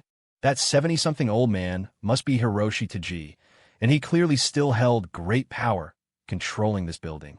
Given the old man's pathetic state, groveling to lick her toes but failing only to have his head stepped on, would he allow other men to play with his wife? Therefore, Hina Mayano should still be clean. At least she hadn't been reduced to a plaything after the cataclysm. Xiao Ran smiled faintly. His spatial domain expanded, instantly enveloping a 372-meter spherical space. The building was indeed very tall, but was it 372 meters? Clearly not.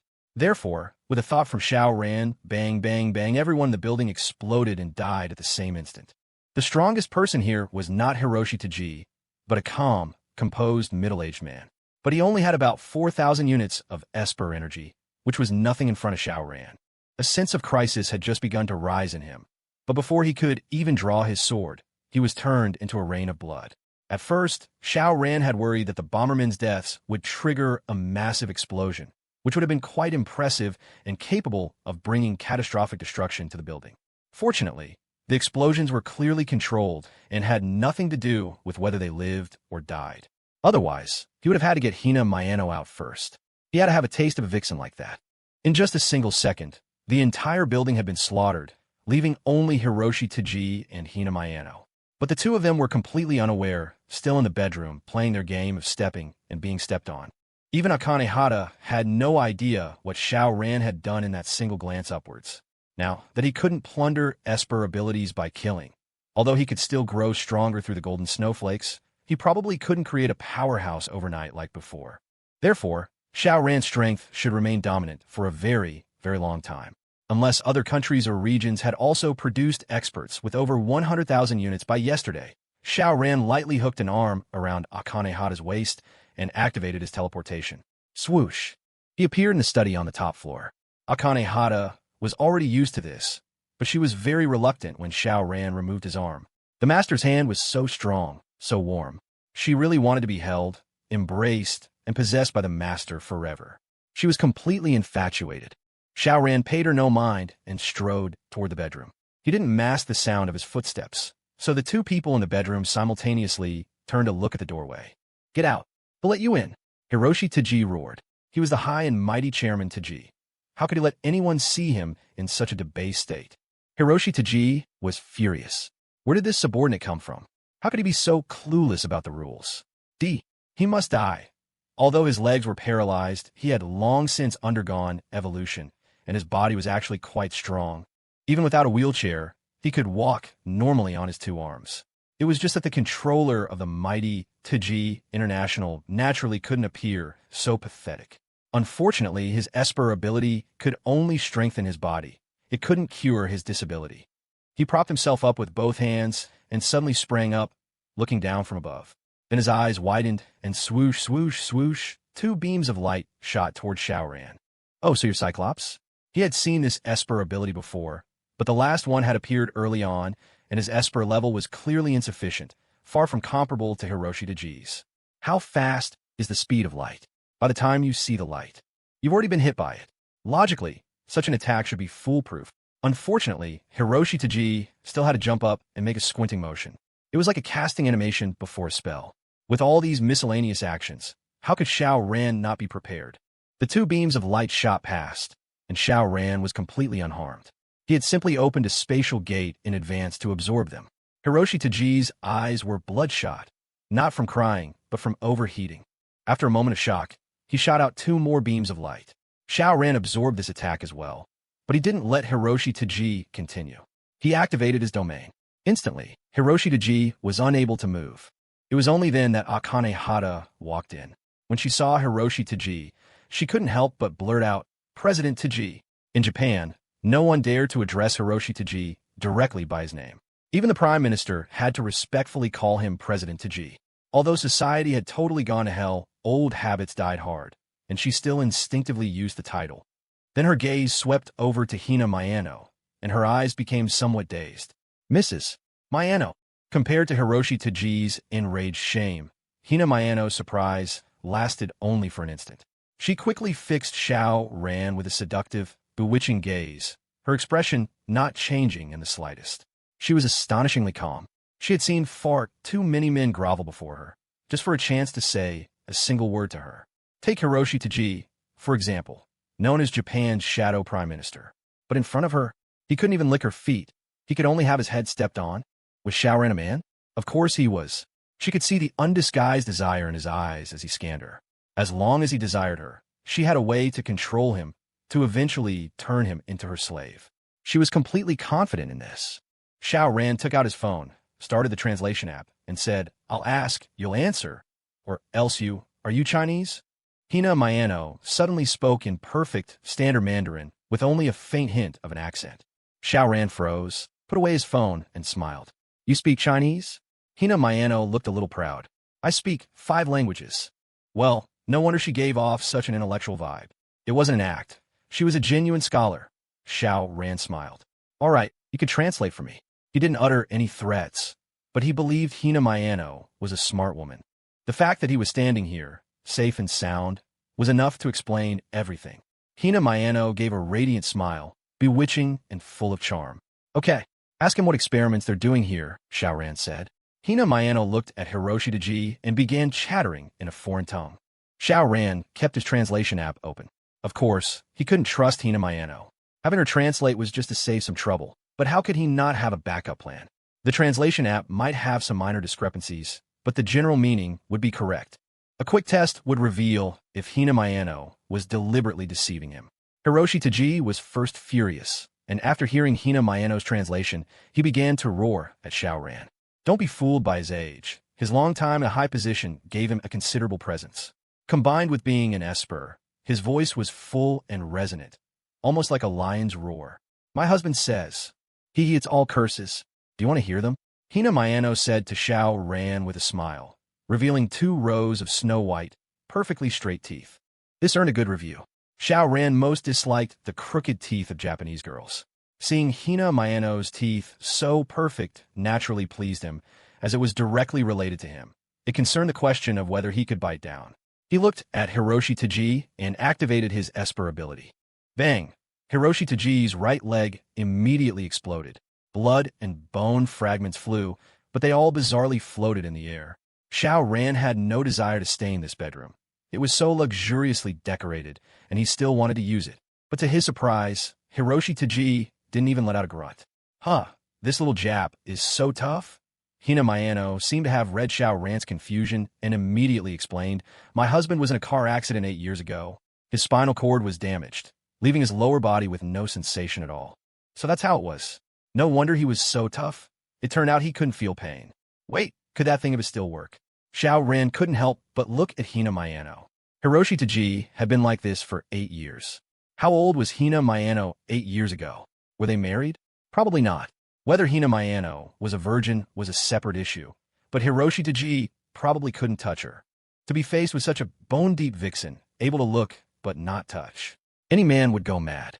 They would either turn into a beast and abuse her, or, like Hiroshi Taji, become her slave.